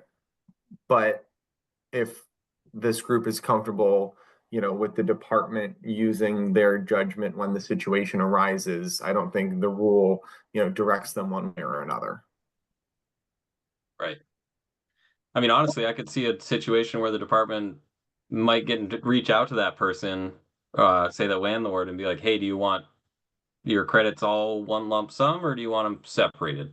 Like, I mean, that sounds a little nuanced, but like, I mean, that's kind of what we're talking about here. Maybe yeah. I mean, I think for continuity, we would just I would be inclined to just say that it makes more sense to just have credits associated with each installed unit, and that's that. But same with weatherization, you got 1 building that's weatherized. So Ben, I think the department's going to have to prepare to deal with like 25 unit certificates in a multifamily building. I mean, it's common for our developers to have a heat pump per unit. So that's something to think about, like how far the department wants to deal with that. I mean, it's true. I mean, but in that instance, you could, to verify those credits, you could just take the overall heat load or heat load that's offset from those units and divide it 25 ways, or do a weighted out like a proportional if you have some units that are larger, etc. Yeah, you make a good point, I guess. Yeah. Complexity. Yeah, but I guess it's one of those things like we'll wait and see what happens. But I mean, there's ways to do it. Let's put it that way. Because you'd have the physical address associated with all those measures, then you could, figure it out from there. But so as a group, do we feel like someone's got to figure this out? Do we feel like there's a benefit to saying like this is definitely going to cause confusion? The PUC should make a determination, or the department should get in front of saying how you divide? Like, I don't know. Like, to me, it seems like there's not huge equity concerns, but there certainly are, like, this seems messy, and like it's in everyone's best interest to have clarity. Do we feel like we should make a recommendation or just say like, this isn't clear in the rule, someone needs to figure it out? What do you all think about where our obligation is to say something about this? Well, I think you're right, Mia. I don't see this as particularly an equity issue. But it needs clarity, but I'm not sure that we need to get smack in the middle of it. I think that I'm leaning towards the department's decision on this, knowing that the department will have to work through the administrative burden of the verification process, and that where they'll land will be the most likely the simplest path forward. Yeah, I mean, in thinking about it just now, I do wonder from an equity standpoint. Well, I agree with John that I don't necessarily it's explicitly an equity issue. I can foresee some potential issues where if we are dealing with a situation where you have like a condo complex, or I don't know, let's just take it, you have a multi-unit building where somebody might own the unit that they live in. In that instance, you're going to want, to break it out per unit. Like, I understand where you're going. Like, if it's one landlord that installs it for one of their buildings, like, then it would be like easier to do it as one lump sum. Here's all the credits you got from these units. But for continuity across all types of housing, I think it does make sense to have the credits associated with each individual heat pump that's installed, for example. Those are going to be weird. There's usually like, I think that might fall into like multiple property owners, because usually the condo association like does own part of the building for, infrastructure purposes. So that could actually be one where ownership is actually weirdly disputed. And I assume that the HOA would probably dispose of the credits in some way or the benefit from that, but it's a weird one. Right, but if you kept the credits associated with each individual heat pump installed, that would be the easiest way to, like in that situation, like a condo HOA situation, then you'd have it associated with the unit and where it's installed and the address at which it's installed. Whereas if you went the other way and said it's one lump sum, then there would be a probably bigger dispute. So yeah, I mean, verification is going to be complicated no matter what. So I just think keep the credits, associated with the individual measure that's installed for continuity, because that's how it's done, I believe, in Tier 3. So just keep the same systems in place.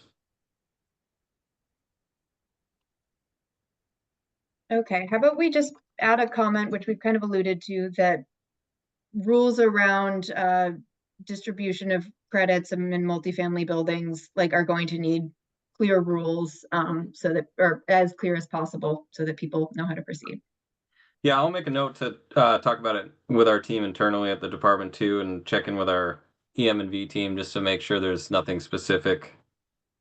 Basically, yeah, because we're going to want it aligned with what occurs in Tier 3. So I'll just check with that team to make sure I'm not overlooking something. So we may issue comment, post some comments of our own directly related to that if we feel like we need to. So,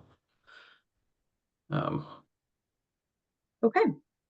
Any other things before we move on to the last section of the suggestions? We're running a little bit behind, but I think this is a good discussion and we should just stick with it. Okay.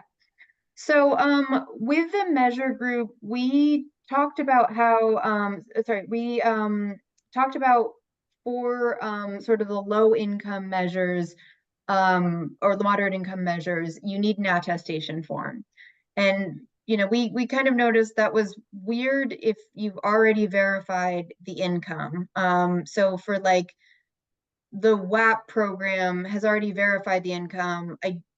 We were kind of like, does, if WAP in that instance already owns all the credits based on the rules elsewhere in the report, then like, I don't know that it serves anyone's interest to also have an attestation.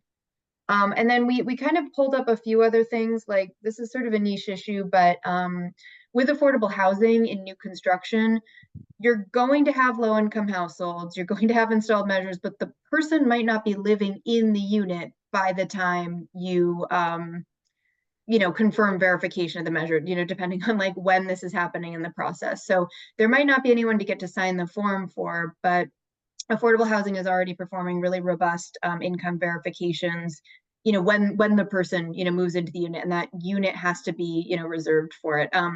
Certainly, and also, I guess we didn't explicitly nod to it, but when you've got the multifamily situation, that also gets weird with, maybe you're confirming part of the building and not the whole building. But, and then also, we talked about how it's probably a strategy for obligated entities that are already accessing customers with LIHEAP or the Vermont Gas Energy Assistance Program.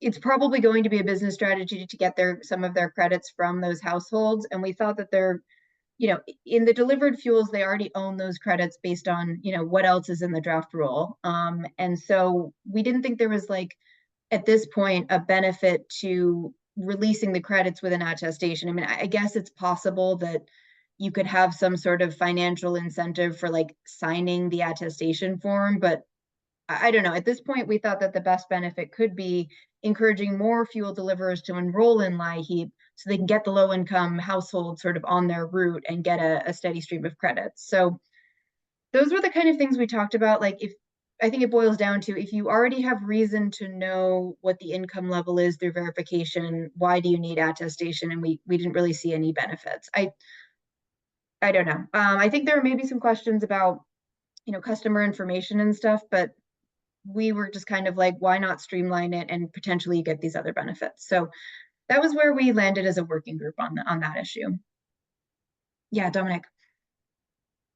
Point very well taken. The one note that I had on this was it would be very useful to have some language. I know already other programs already do this. So if any of you in your professional capacity or in preparation for this can just give us those sentences that are already used, I think the commission would be happy to incorporate them. And I'm thinking about language used. Like, so WAP will often verify that someone is on LIHEAP, so they'll use that. I guess I'm thinking there's a lot of potential programs that you could source this from. I mean, affordable housing language. I'm trying to think of like what would get us there beyond like some people already verifying. Like, you'd have a list of programs that are verifying it. If you could prove that the household is living in one of those, or you know. The place my mind goes, and I am very much not an expert on this, is I can pull up the rule language, but like eligible through attestation or you know, prior verification on blank other program. And list the relevant programs, or you know, otherwise verified income level. I don't know what the correct way to say that is, but adding to our rule attestation or, you know, whatever this other method that is useful. I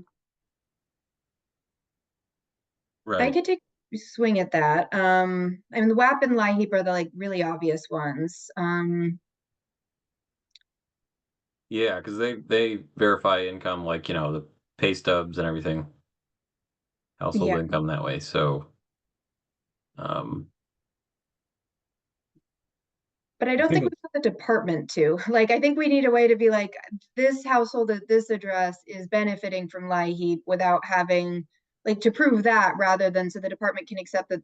I get what you mean about the program thing, but yeah, I mean, and maybe that's some individual discussions with like other agencies and stuff. You know what I mean? So like, right. I mean, I think it would make sense, like thinking ahead. Let's see, you know, the department's verifying we'd be verifying the measures, and then if we had like the LIHEAP list of, you know, the folks that get LIHEAP to cross-reference or whatever, it's like, okay, they're on this list, or they're at weatherization client.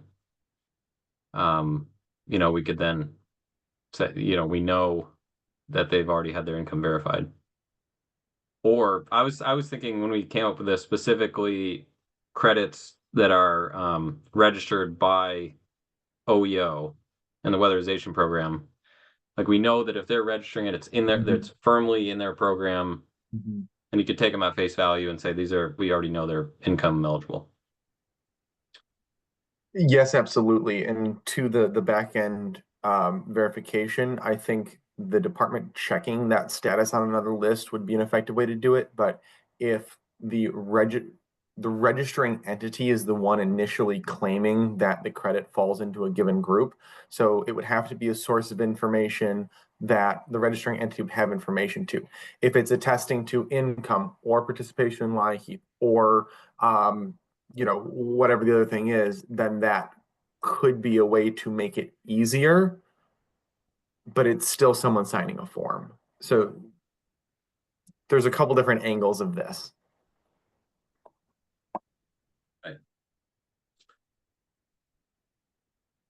I mean, I think OEO could sign the form being like, yep, these are all the credits from our projects and we're OEO. So we're going to be like, yeah, we know that they're eligible for WAP. I think if it's run through other state agencies, there could be like some degree of trust that this is valid. But with any other actors, yeah, that's another question. Yeah, for affordable housing, I don't know. Like VHFA verifies the income levels and we do compliance, but like, you know, I don't, and it's in like the deed of the property, but I don't know that like either VHFA or an affordable housing developer would like sort of share the receipts with the public service department in that way. And kind of extra confusingly, some of this goes through Efficiency Vermont. So they're offering like the rebates for affordable housing without necessarily like proving that they're not independently verifying the income. They're confirming that the program, the building is subsidized by a certain program, and not, you know, that like individual people are living it. Like they trust the housing infrastructure to, you know, verify that the efficiency measures are sort of appropriately, you know, complied with. So that's a weird one. And maybe this does come down to not what the PUC is doing, but more what the department's doing in processes, and just saying, changing the words from, you know, attestation or appropriate verification or something like that. I don't know.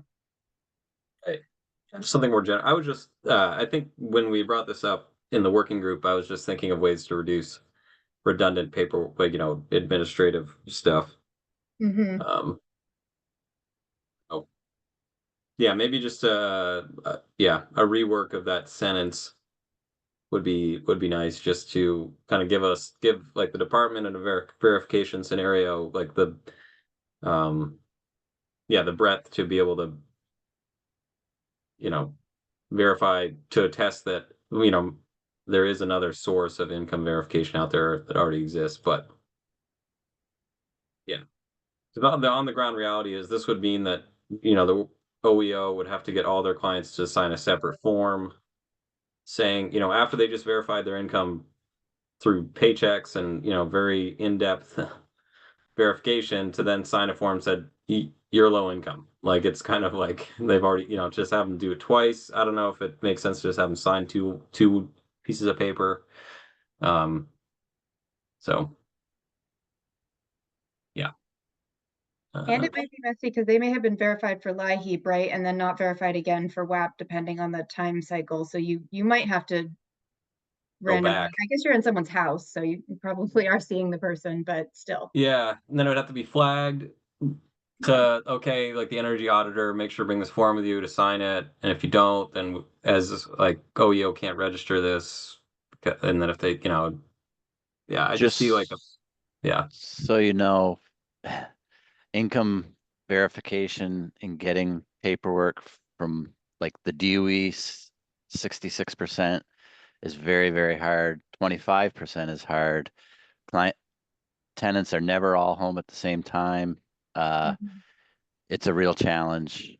Luckily, we've got some flexibility with our state funds where we can, you know, verify a whole building based on the fact that they're, you know, their rent subsidized or their, you know, like a HUD house, we can auto qualify.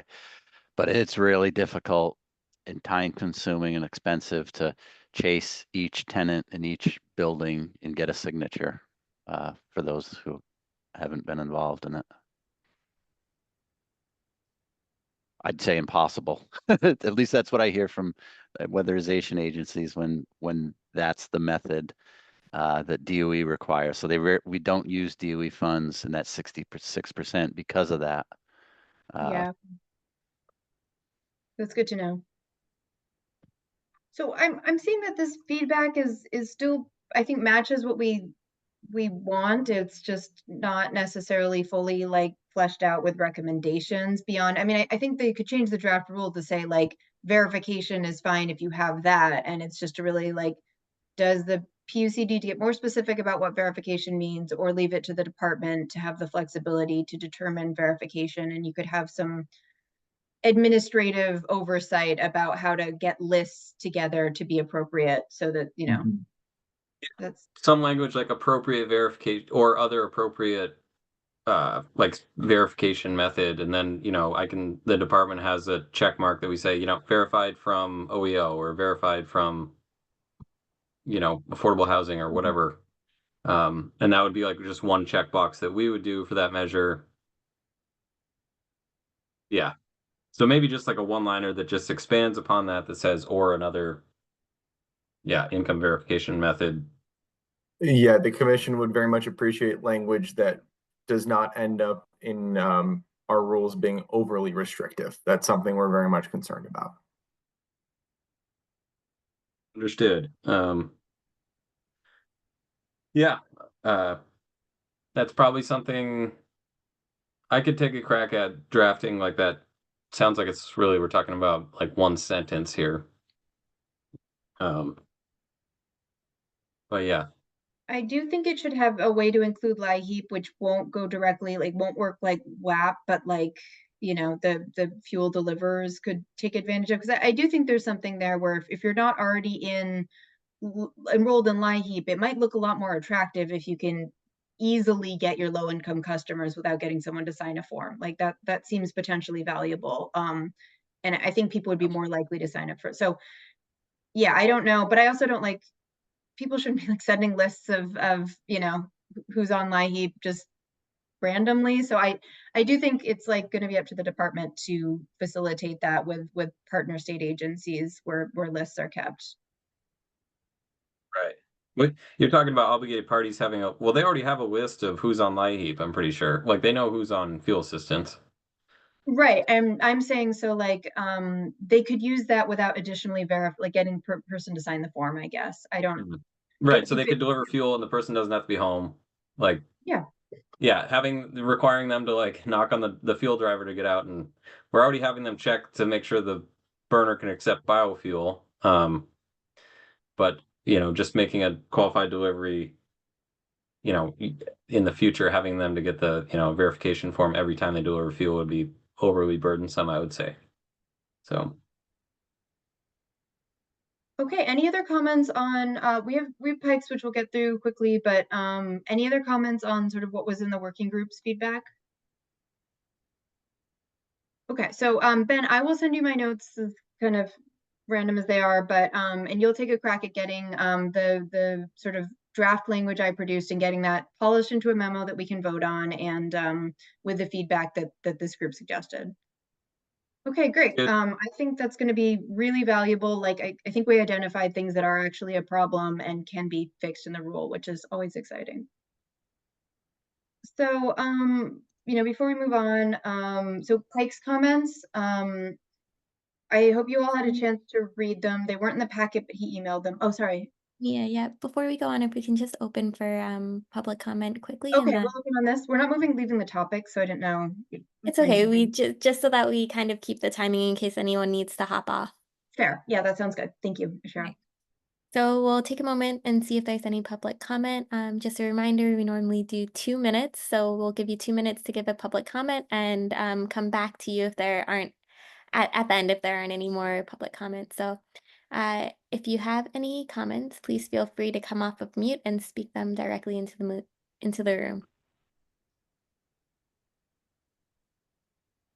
Hello, I'm John McCormick. Go ahead, John. Yes, thank you. I'm just listening to the last half-hour conversation.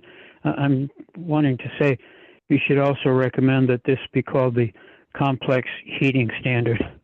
It goes just more and more complex each meeting, but you have only 13 weeks before the legislature receives what the Public Utility Commission will send. And in the status report, there was a discussion about an alternative approach.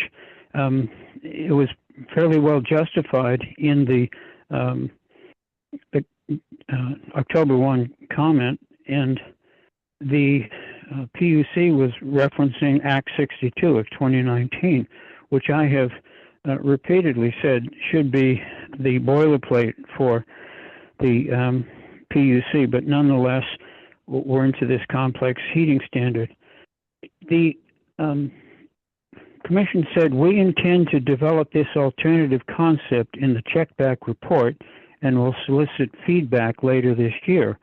I would like to know who is going to do the alternative concept. Is it the Equity Advisory Group and the Technical Advisory Group? Is it going to be persons within the PUC that we don't have access to and don't have opportunities to comment? I drafted an expansion of WAP and provided it to several candidates, House and Senate, Democrat and Republican. I've got some interest in it. It would increase the salaries of the workers. It would allow WAP to go up into the lower median income stratum. There are other things that it would do as well. But the PUC, when they're developing this concept, have only two things to work with. The EEUs, well, three things. The EEUs, WAP, and the NGOs who do weatherization. I'd like some comment, but particularly on how this concept is going to actually be put together, and will there be EAG and TAG input as well as public input, or will it just show up in the report that's submitted by the PUC? Thank you. Yeah, I can respond sort of briefly to that.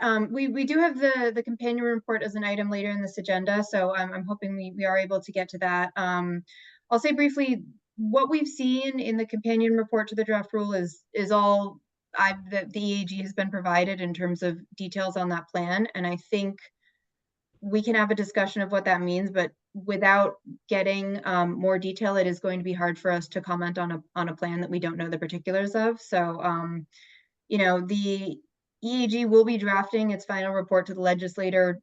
Now we're working on it and fairly soon. So it will really depend on what details we get sort of in advance of our ability to complete our required January 15th report to the legislature. So it's something we'll be watching for, but really we're obligated primarily to respond to things that we have material to work with on. So, but we'll get to that later in our agenda. Okay, Yeah, and oh, sorry, go on, John, I'll respond briefly as well. Always appreciate you being here. To your specific question, is this something the PUC is expecting EAG and TAG to provide robust input on? Short answer is no. We understand that both the TAG and the EAG have explicit statutory directives and limited time and capacity. And so we continue to encourage EAG and TAG to dedicate its resources there. The Act 64 report that the PUC published 2 years ago does go into far greater detail. So if you're looking for something to read today and provide us some comment on in response to that section of the companion document, I would recommend starting there. For how much additional public input we will be able to get is going to depend on how efficiently we can move through our remaining statutory tasks. So the report the PUC published, I think, would be the touchstone at the moment. We are not expecting robust advisory group input unless all three of the entities involved, PUC, EAG, TAG, are ahead of our statutory duties in line with Act 18. Excuse me, and I thank you for that clear comment, but to whom would one respond if they had questions about any language that the PUC is using to develop this concept? I'd like to know how the public would respond. I would recommend filing in ePUC using the 23-220- rule and the topic tag other topics, which I believe is topic tag 9. Because we have opened that concept, it would be germane to give us feedback on it. Well, I thank you very much just for that information. Thank you, sir. Thanks, John. Thank you. Is there any other public comment? Sorry, go on, Shira. No worries at all. Are there any other public comments at this time?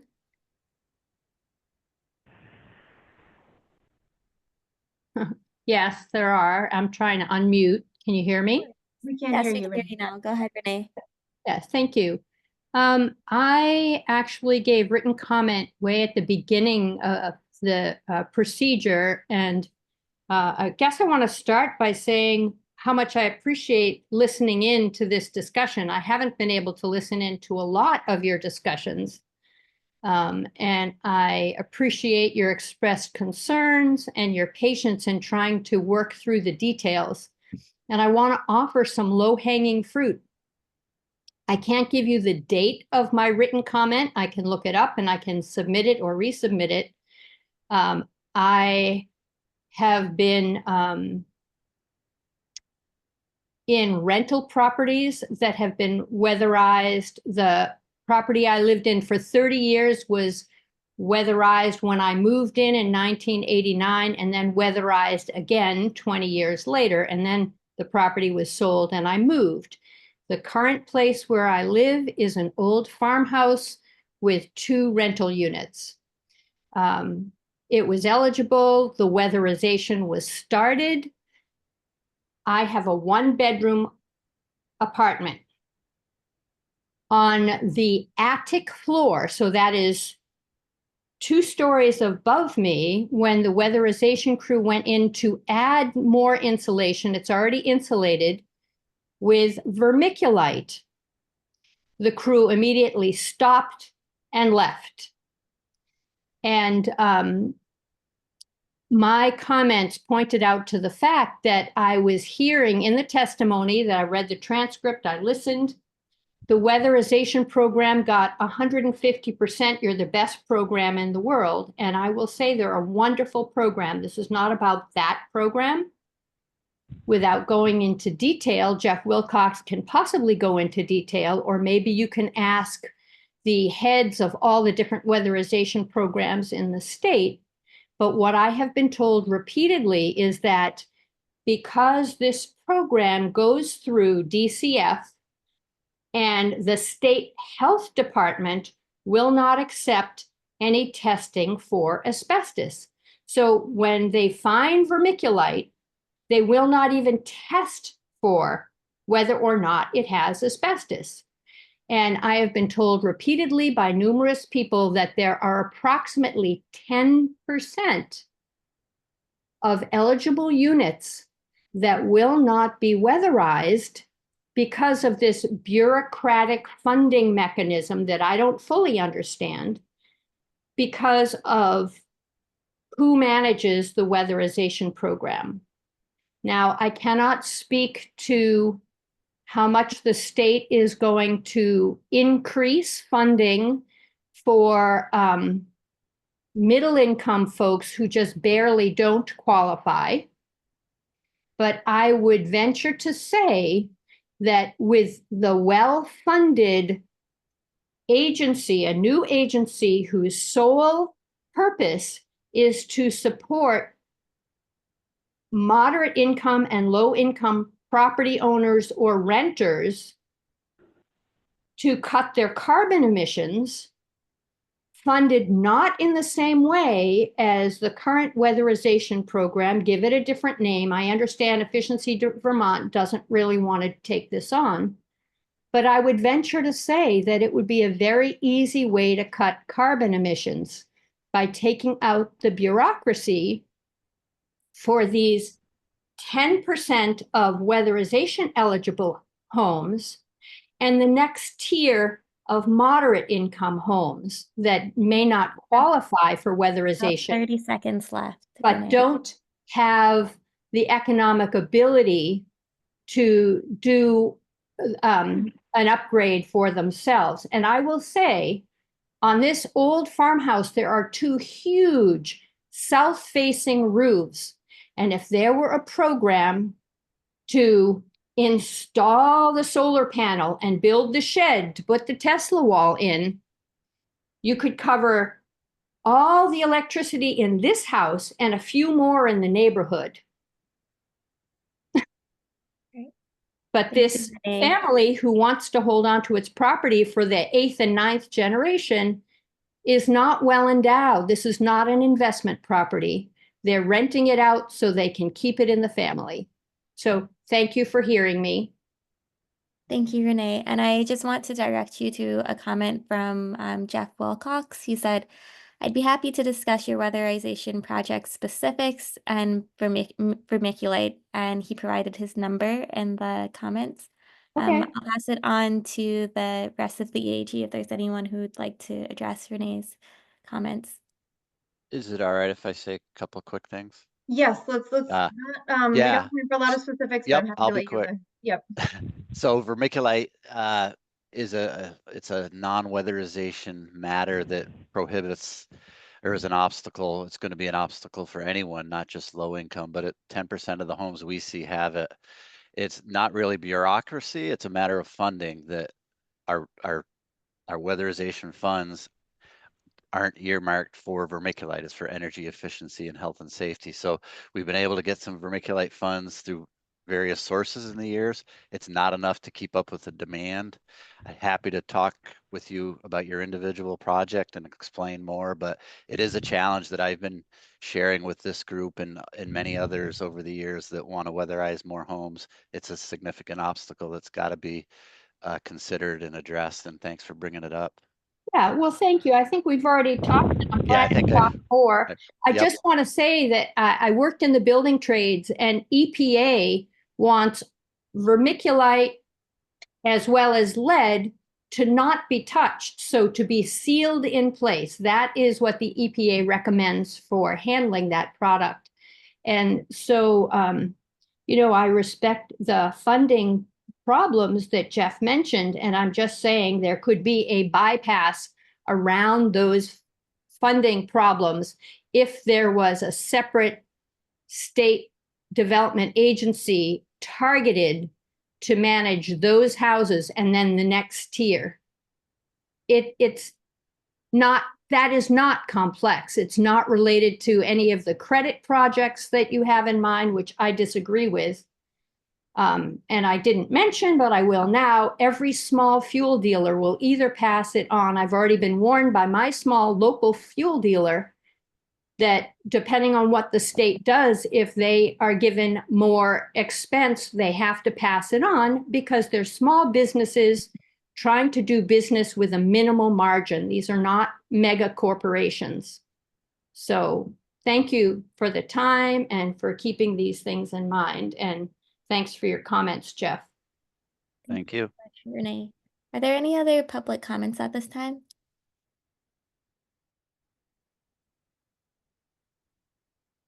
Great. I'll hand it back over to you, Mia. Thanks, Ashira. So, yes, we are running a little bit behind. I'm going to have to make sure that we're really strict in at least ensuring that we get to approve the October 1st meeting minutes, but we can have a discussion. So in the report writing group, we didn't talk about Pike's thing. I'm sorry. Sorry, we're really running short on time. Okay. So, if you all saw, this wasn't in the packet because it was sent as an email. I don't know if you can share it on screen just so we make sure that this is properly noticed. I can, and it is also in the chat for anyone who's on the Zoom. Thank you. So Pike submitted some comments, and unfortunately he's not here this afternoon to talk about. But I think the gist of his comments was talking about twofold about how the commission is or is not assessing harmful consequences of clean heat measures, and in particular, giving the public an opportunity to comment on a measure's consequences. And, I think it'd be helpful to get an example of sort of what specific concerns he's worried about. I mean, he mentions some things like public health and deforestation. So I think he might be talking about wood heating here, but I guess I would also say that it's not clear to me about how whether this specifically belongs in the draft rule or is one of the things in the companion report that the commission will do in terms of issuing other reports as statutorily required. So I don't know if anyone had any feedback about Pike's comments or ways that we think the EAG should incorporate it into our draft rule feedback. This is Jeff. Like I mentioned earlier, I wanted to reach out to Pike to get clarification. I think an example would be really helpful to understand where he's going with this. So that's all. Yeah. Dominic, just a point of clarification. So I know the draft rule has some stuff about like the point at which, changes to the emissions table will happen. I don't know about this review of consequences. Does the commission see this as not in the draft rule, but something it will be doing based on Act 18?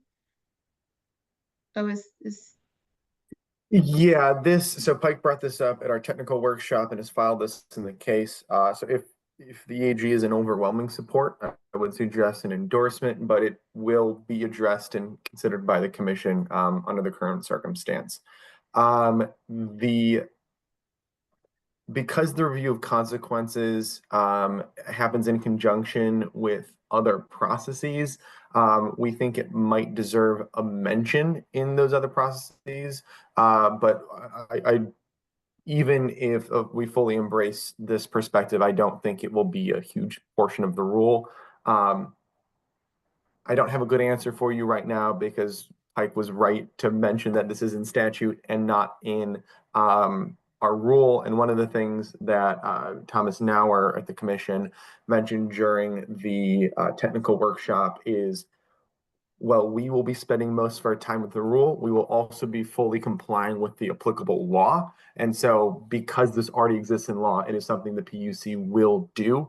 Whether or not we feel we need a process within our draft rule to do it is a question we will be revisiting in light of this filing. We will be doing it because the law says we have to. okay, that's helpful context. So just in terms of what the EAG should do with this, I mean, I think there's two different things, like making extra sure that the PUC acknowledges that responsibility, which it seems like it has, but that could be valuable feedback. It seems like it already is. And this idea about the public process and whether it's limited to obligated parties or not. John, do you have any comment? Yeah, I do. I read this and I've read it again just now. And I'm having a hard time trying to figure out why this is an EAG issue and not a tag issue. It has also been shared with the tag. I mean, I just don't see that this fits in anywhere with what our responsibility is. It is a technical issue. It has to do with the very technical side of this whole issue. I don't think we need to comment on it at all. I tend to agree with John. If Pike were here, maybe he could offer a little bit more clarification, but it seems to me that he's is talking this comment is aimed at the question of wood heating, and particulate emissions from wood heating, etc. Yeah, seems like a tag issue, and maybe we can when if Pike's at the next meeting, maybe he can offer a little bit more clarification for us if he wanted to bring it back up. But I think there's a version of this about equity in terms of who gets to sort of put things in front of the commission. I don't know, like, process wise. I mean, usually when the PUC does an order, they do take public feedback. I mean, we've sort of had related questions about,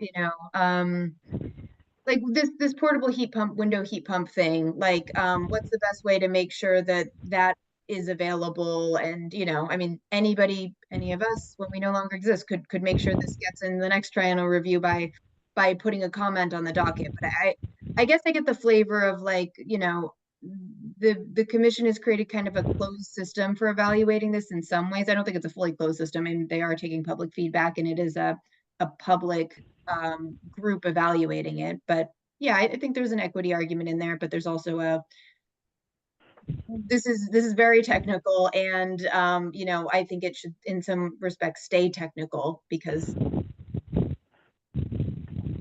don't know, we could invite, I mean, if people don't feel like we're ready to take it up now, we could invite Pike to specify more and in particular come up with language. I mean, does that sound like I can ask him to do that? Does that sound reasonable?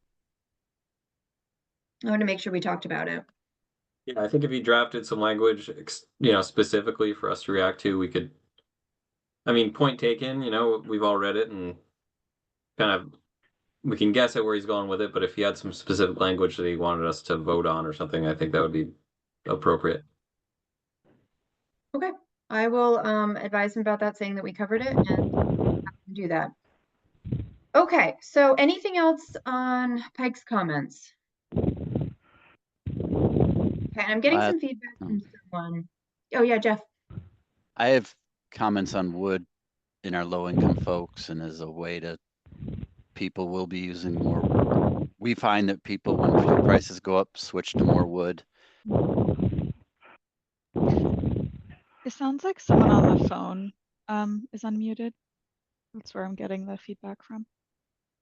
I don't, Yeah, sure. I don't know if you can mute. I've just gone through and muted everyone. So if you were Uh, talking, Jeff, go ahead and yep, unmute. I was. Can you hear me now? Yes. Yeah. Yeah. Okay. I was just saying wood for our low income clients that we weatherize, they all, not, I shouldn't say they all, that's crazy. Many of them have multiple fuel sources and have wood backup or as one of their sources of heat.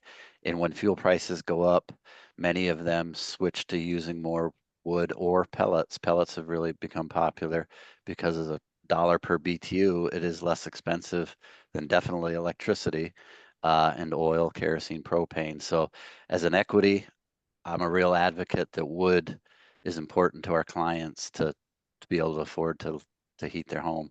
That's my only comment, I guess, on that. I think it's related, but I don't know.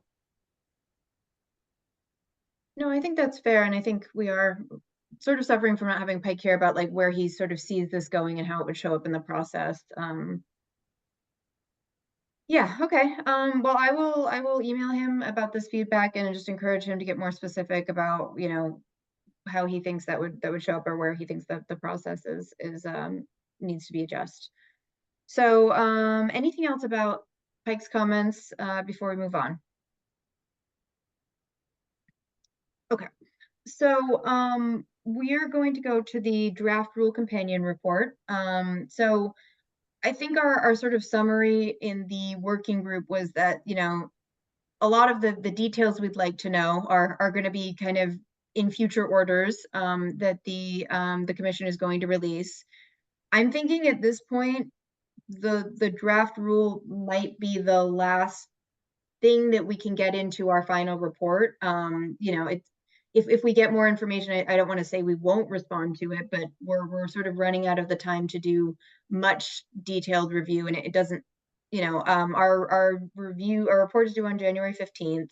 I think we have to have it substantially done by mid-December with the holidays to make sure it's, you know, really done by then.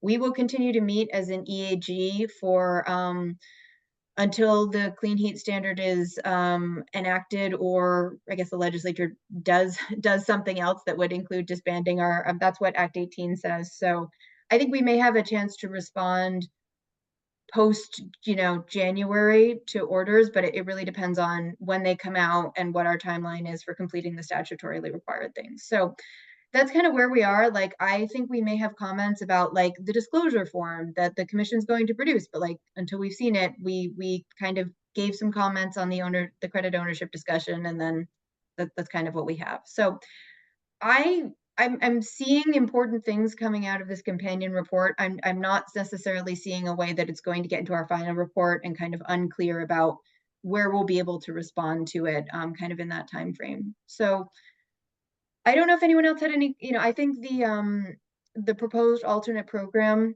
that involves a charge is certainly has equity concerns, but I think it's risky for us to sort of opine when we don't know what it's like, and we have stuff that we are required to comment on by law. I'd love to hear the group's feedback if you think that's a good approach to it.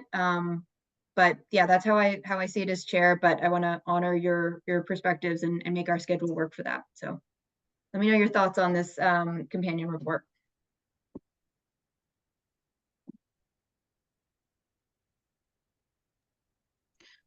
I agree with your thoughts and characterization on how we should move forward, Mia. Same. Yeah, it's tough to react. I mean, yeah, to the section 5 there where it references, potentially another option. Yeah, it's hard to opine if we haven't read it yet. So I agree. Yeah, I agree.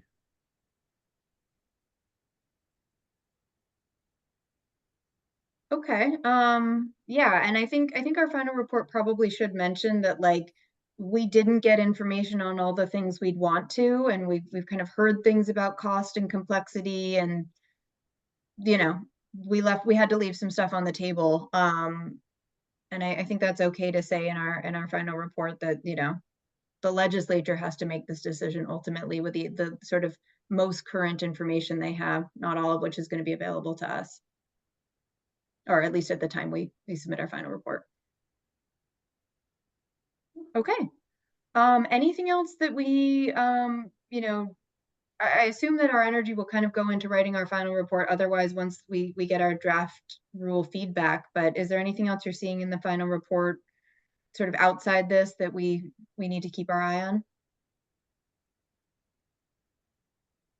Okay, well, that's good to hear. We certainly have a full plate without it. So, but it is an important inflection point that this might be the last sort of official feedback we give the PUC before our final report is due. So, okay. I guess we'll take public comment really briefly on that then. So anyone who wants to make public comment on that, I know we covered some ground already, but if there's anyone else or anything in response to that, please unmute. About 2 minutes, I think. Hello? Is Hello. someone? Yeah. Yes, I'm John McCormick. If Dominic is still available, Dominic, you mentioned where I might find any information on the rule regarding this alternative concept. You mentioned go to the page and look at, but I couldn't find anything.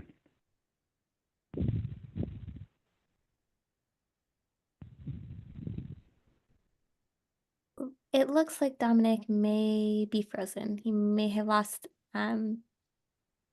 connection, but John, we'll make sure I do have your email address, so I'll connect with Dominic. Oh. Are you back? Hello? We lost Hey. you for a sec, I think. Okay, cool. Yep. I am double checking, which apparently my computer doesn't want to do two things at once.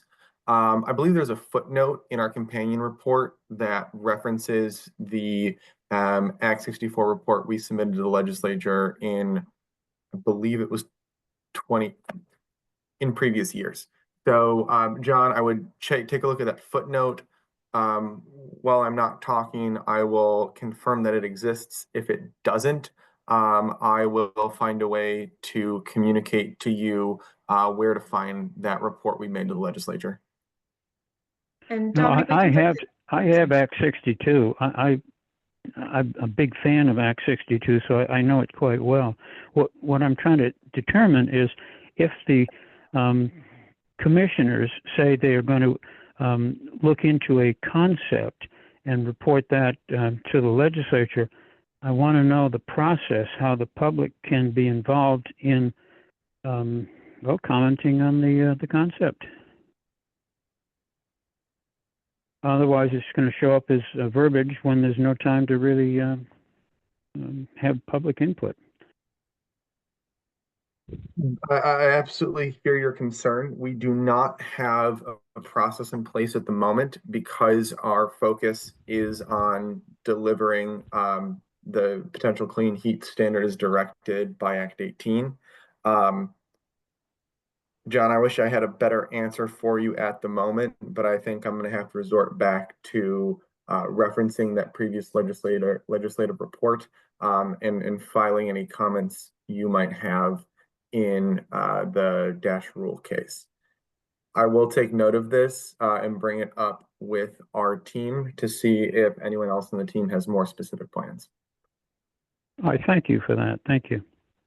John, I'd also flag that, the commission is holding a public meeting on October 30th and will accept public comments after that on by November 1st. So that is another opportunity. I think they don't expect you to restrict your feedback specifically. So I think that would be a place to do that as well. Thank you. Okay, anyone else? Okay, hearing none, I'm gonna move us right along. Okay, we're going to review and approve the October 1st meeting minutes. I'm just gonna pull those up now. I thought I had it up. Has everyone had a chance to look at those? I'm seeing some nods. I'm just going to make sure. I think I did confirm that they were on the public website, but I'm just confirming again that they are. Okay. And yep, they're up. Okay, so yeah, so if everyone's had a chance to review, were there any comments or edits? Okay, hearing none, I would like to ask for unanimous consent to approve the meeting minutes from October 1st, 2024. Can I have a show of digital hands?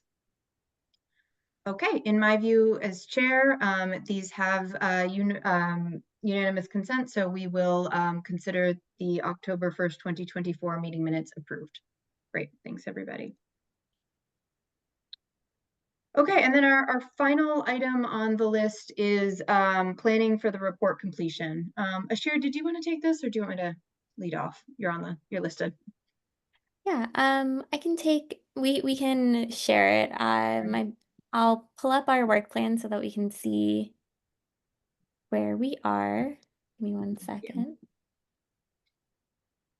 Yeah, I guess I'll say that we are really entering the time when we're not going to have much more ability to, you know, approve to work on this. I think we're pretty much done with guest speakers, so we'll have more time at meetings. But you know, every week is kind of counting down. So let's take a look at what we've got on our calendar. Right, so right now we're here at that October 15th meeting. Our next meeting Sure, will be the last. I'm seeing the agenda, but I'm not seeing the schedule. Oh, okay, let me stop share. Yeah, I'm sorry. I'm seeing other like that, but not that document.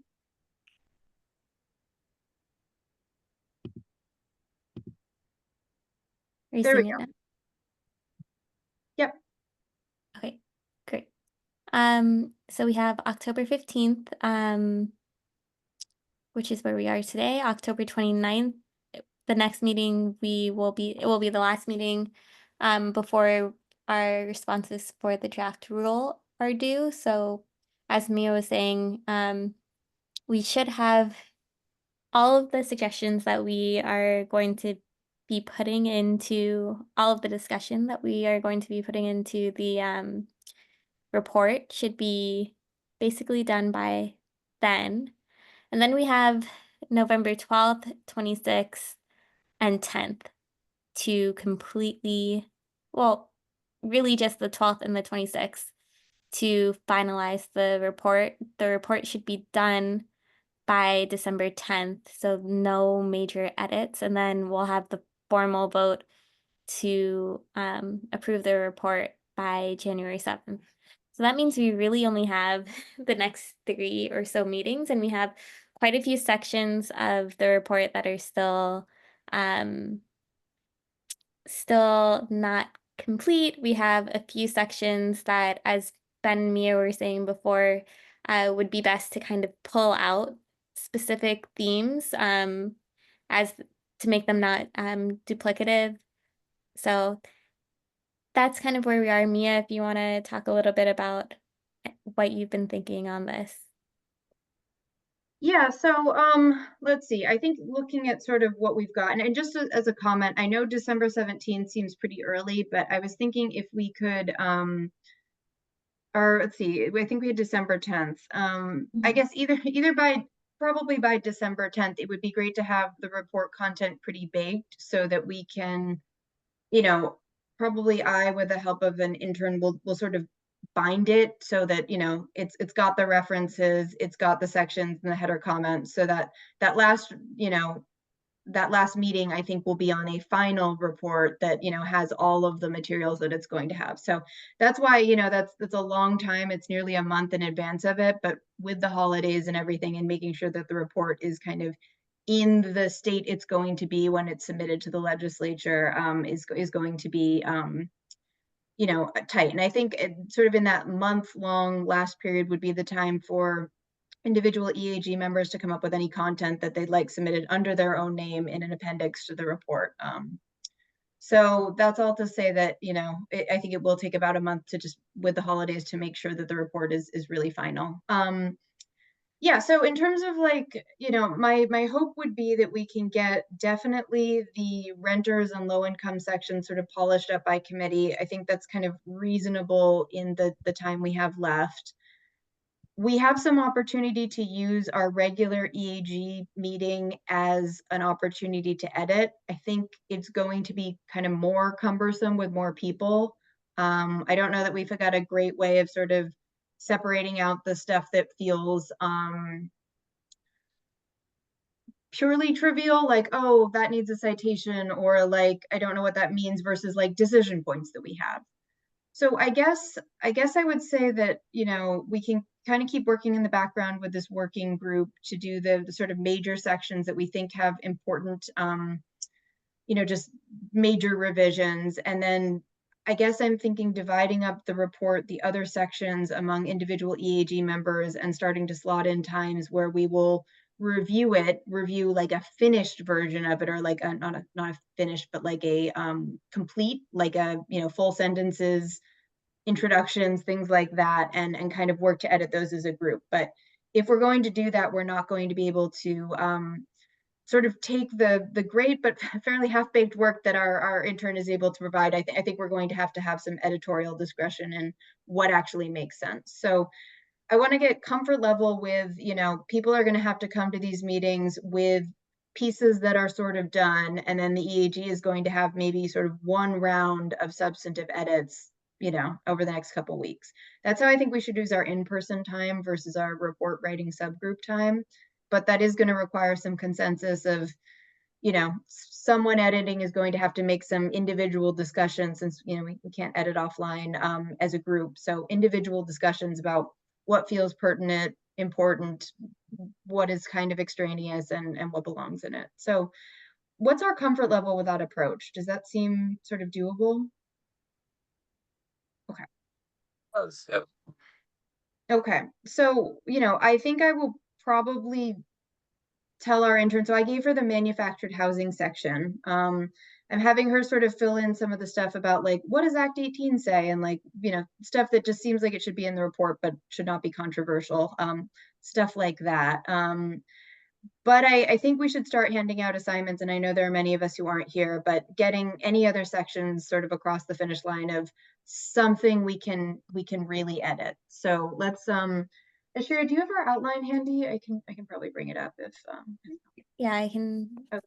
Give me a second.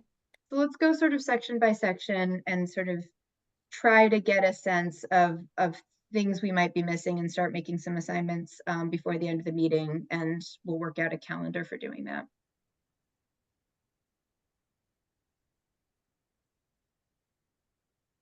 And while I she's think- pulling that up, I'll just notice, for example, like on the low income section that we have in our materials for this week, there's a whole section on addressing mobile homes. Yeah, I think the discussion bled into it. I think that's going to have to be forklifted essentially over to that section. Okay.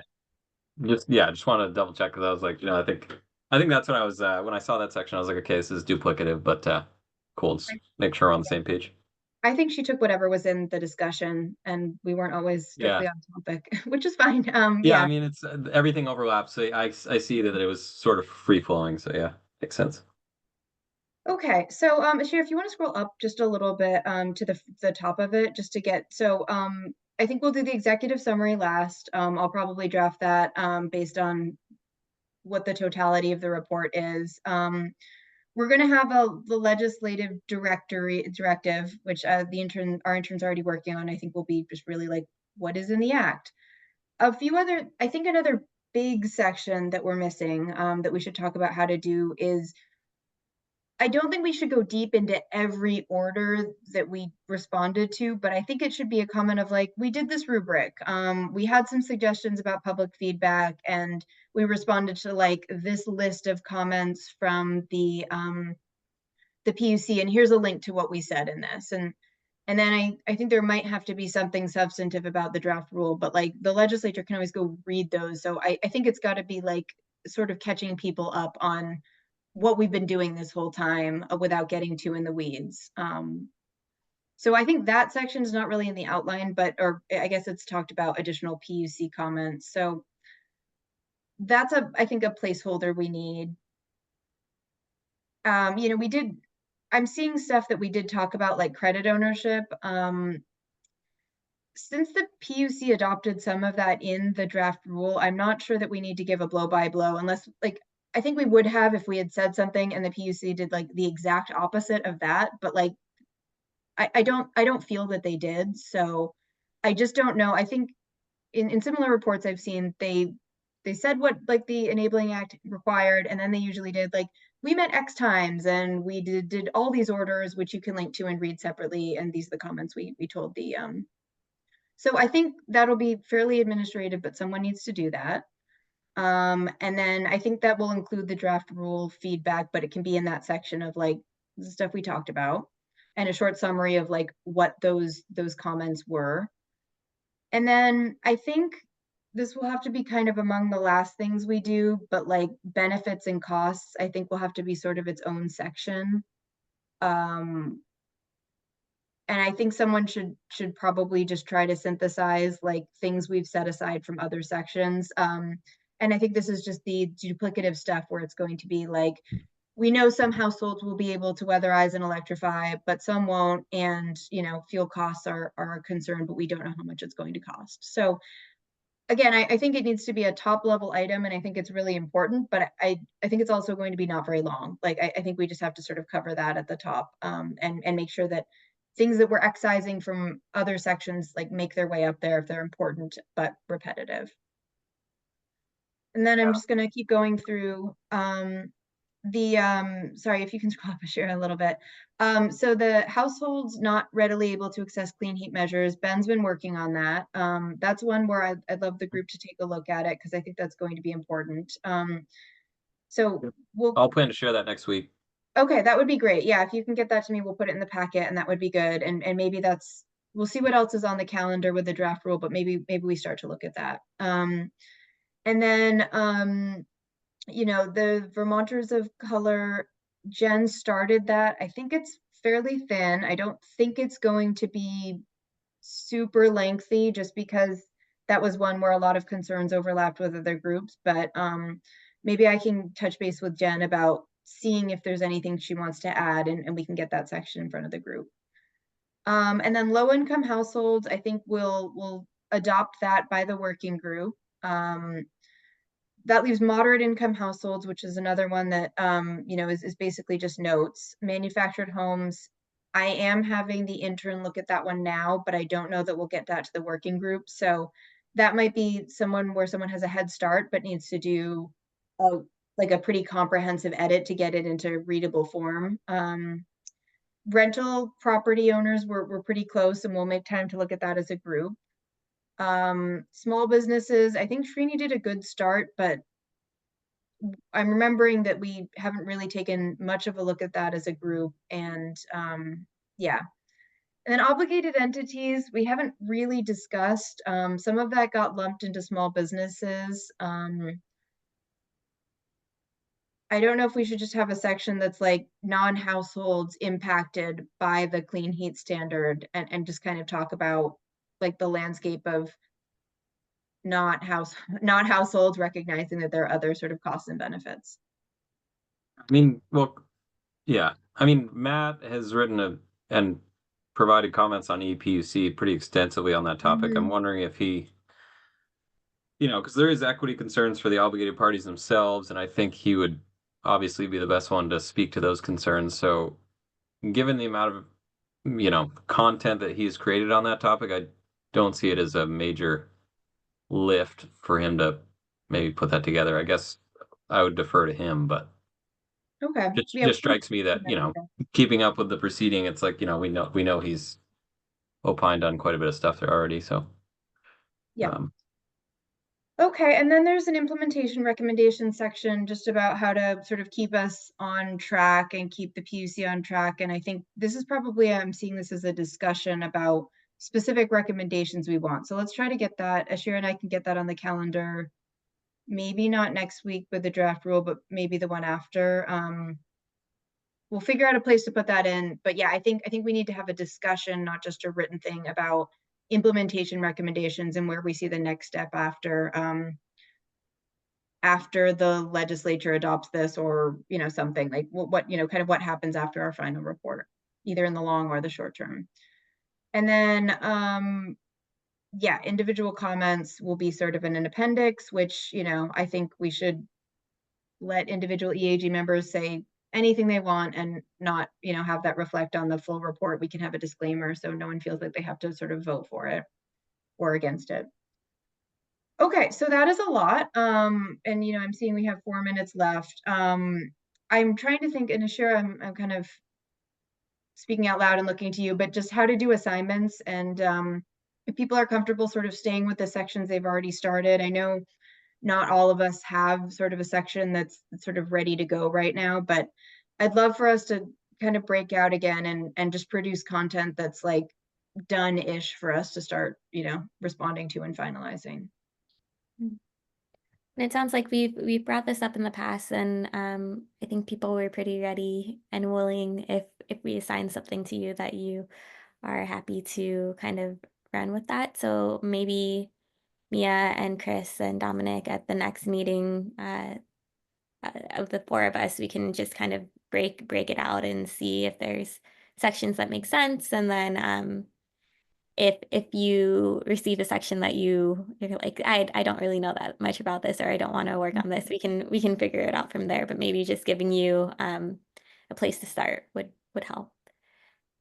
Okay, so why don't we do assignments at the next one, and we'll just take a look at the agenda and figure out like what sections are due when, and try to reverse engineer which things we'll be talking about at which one, with I think a special discussion kind of starting a little bit from scratch about implementation.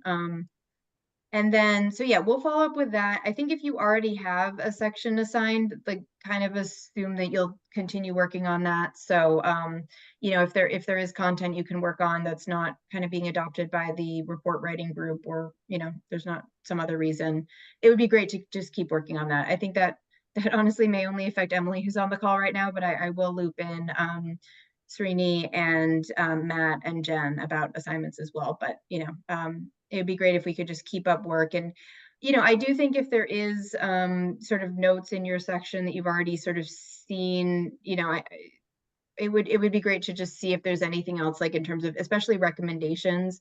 I think the interns work has struggled a little bit in terms of like what we're actually recommending. So it goes a lot faster when we have a sort of statement we can thumbs up, thumbs down, rather than like a concept. So I think as much as we can work in the interim while we're getting together like assignments, that would be great to just, yeah, it'll make November a lot less painful.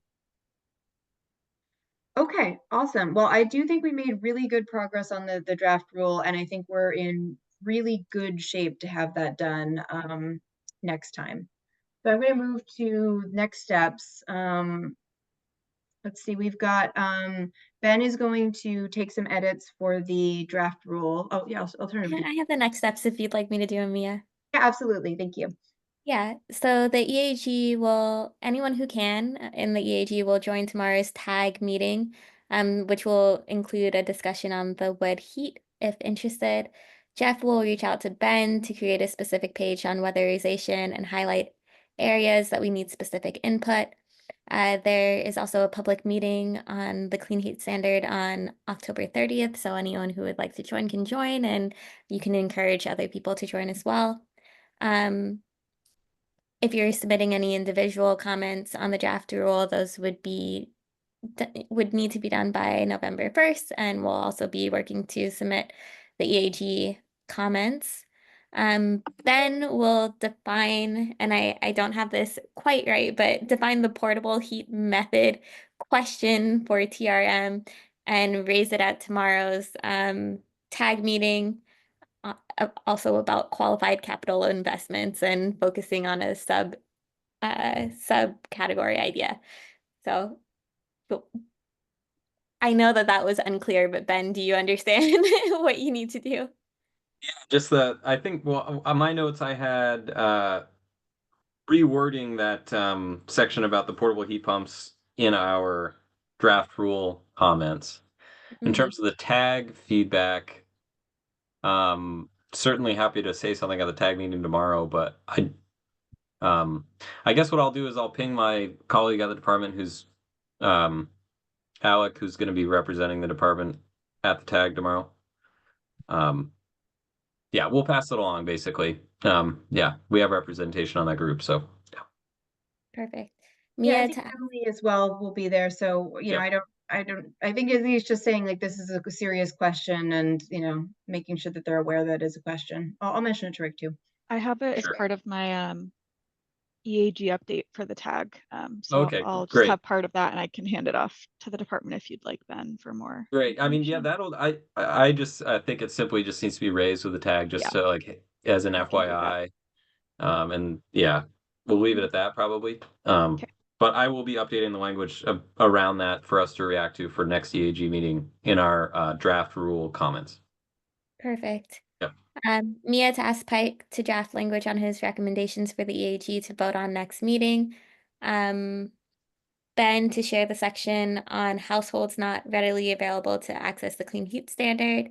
And the leadership team to calendar time to discuss specific implementation recommendations and the leadership team to make section assignments. Anything that I've missed? No, I think that's it. Okay, well, we're slightly over. Thanks for your patience, everybody. I think it was a really productive meeting and I am going to call this to a close. We'll be in touch. Thanks, everyone.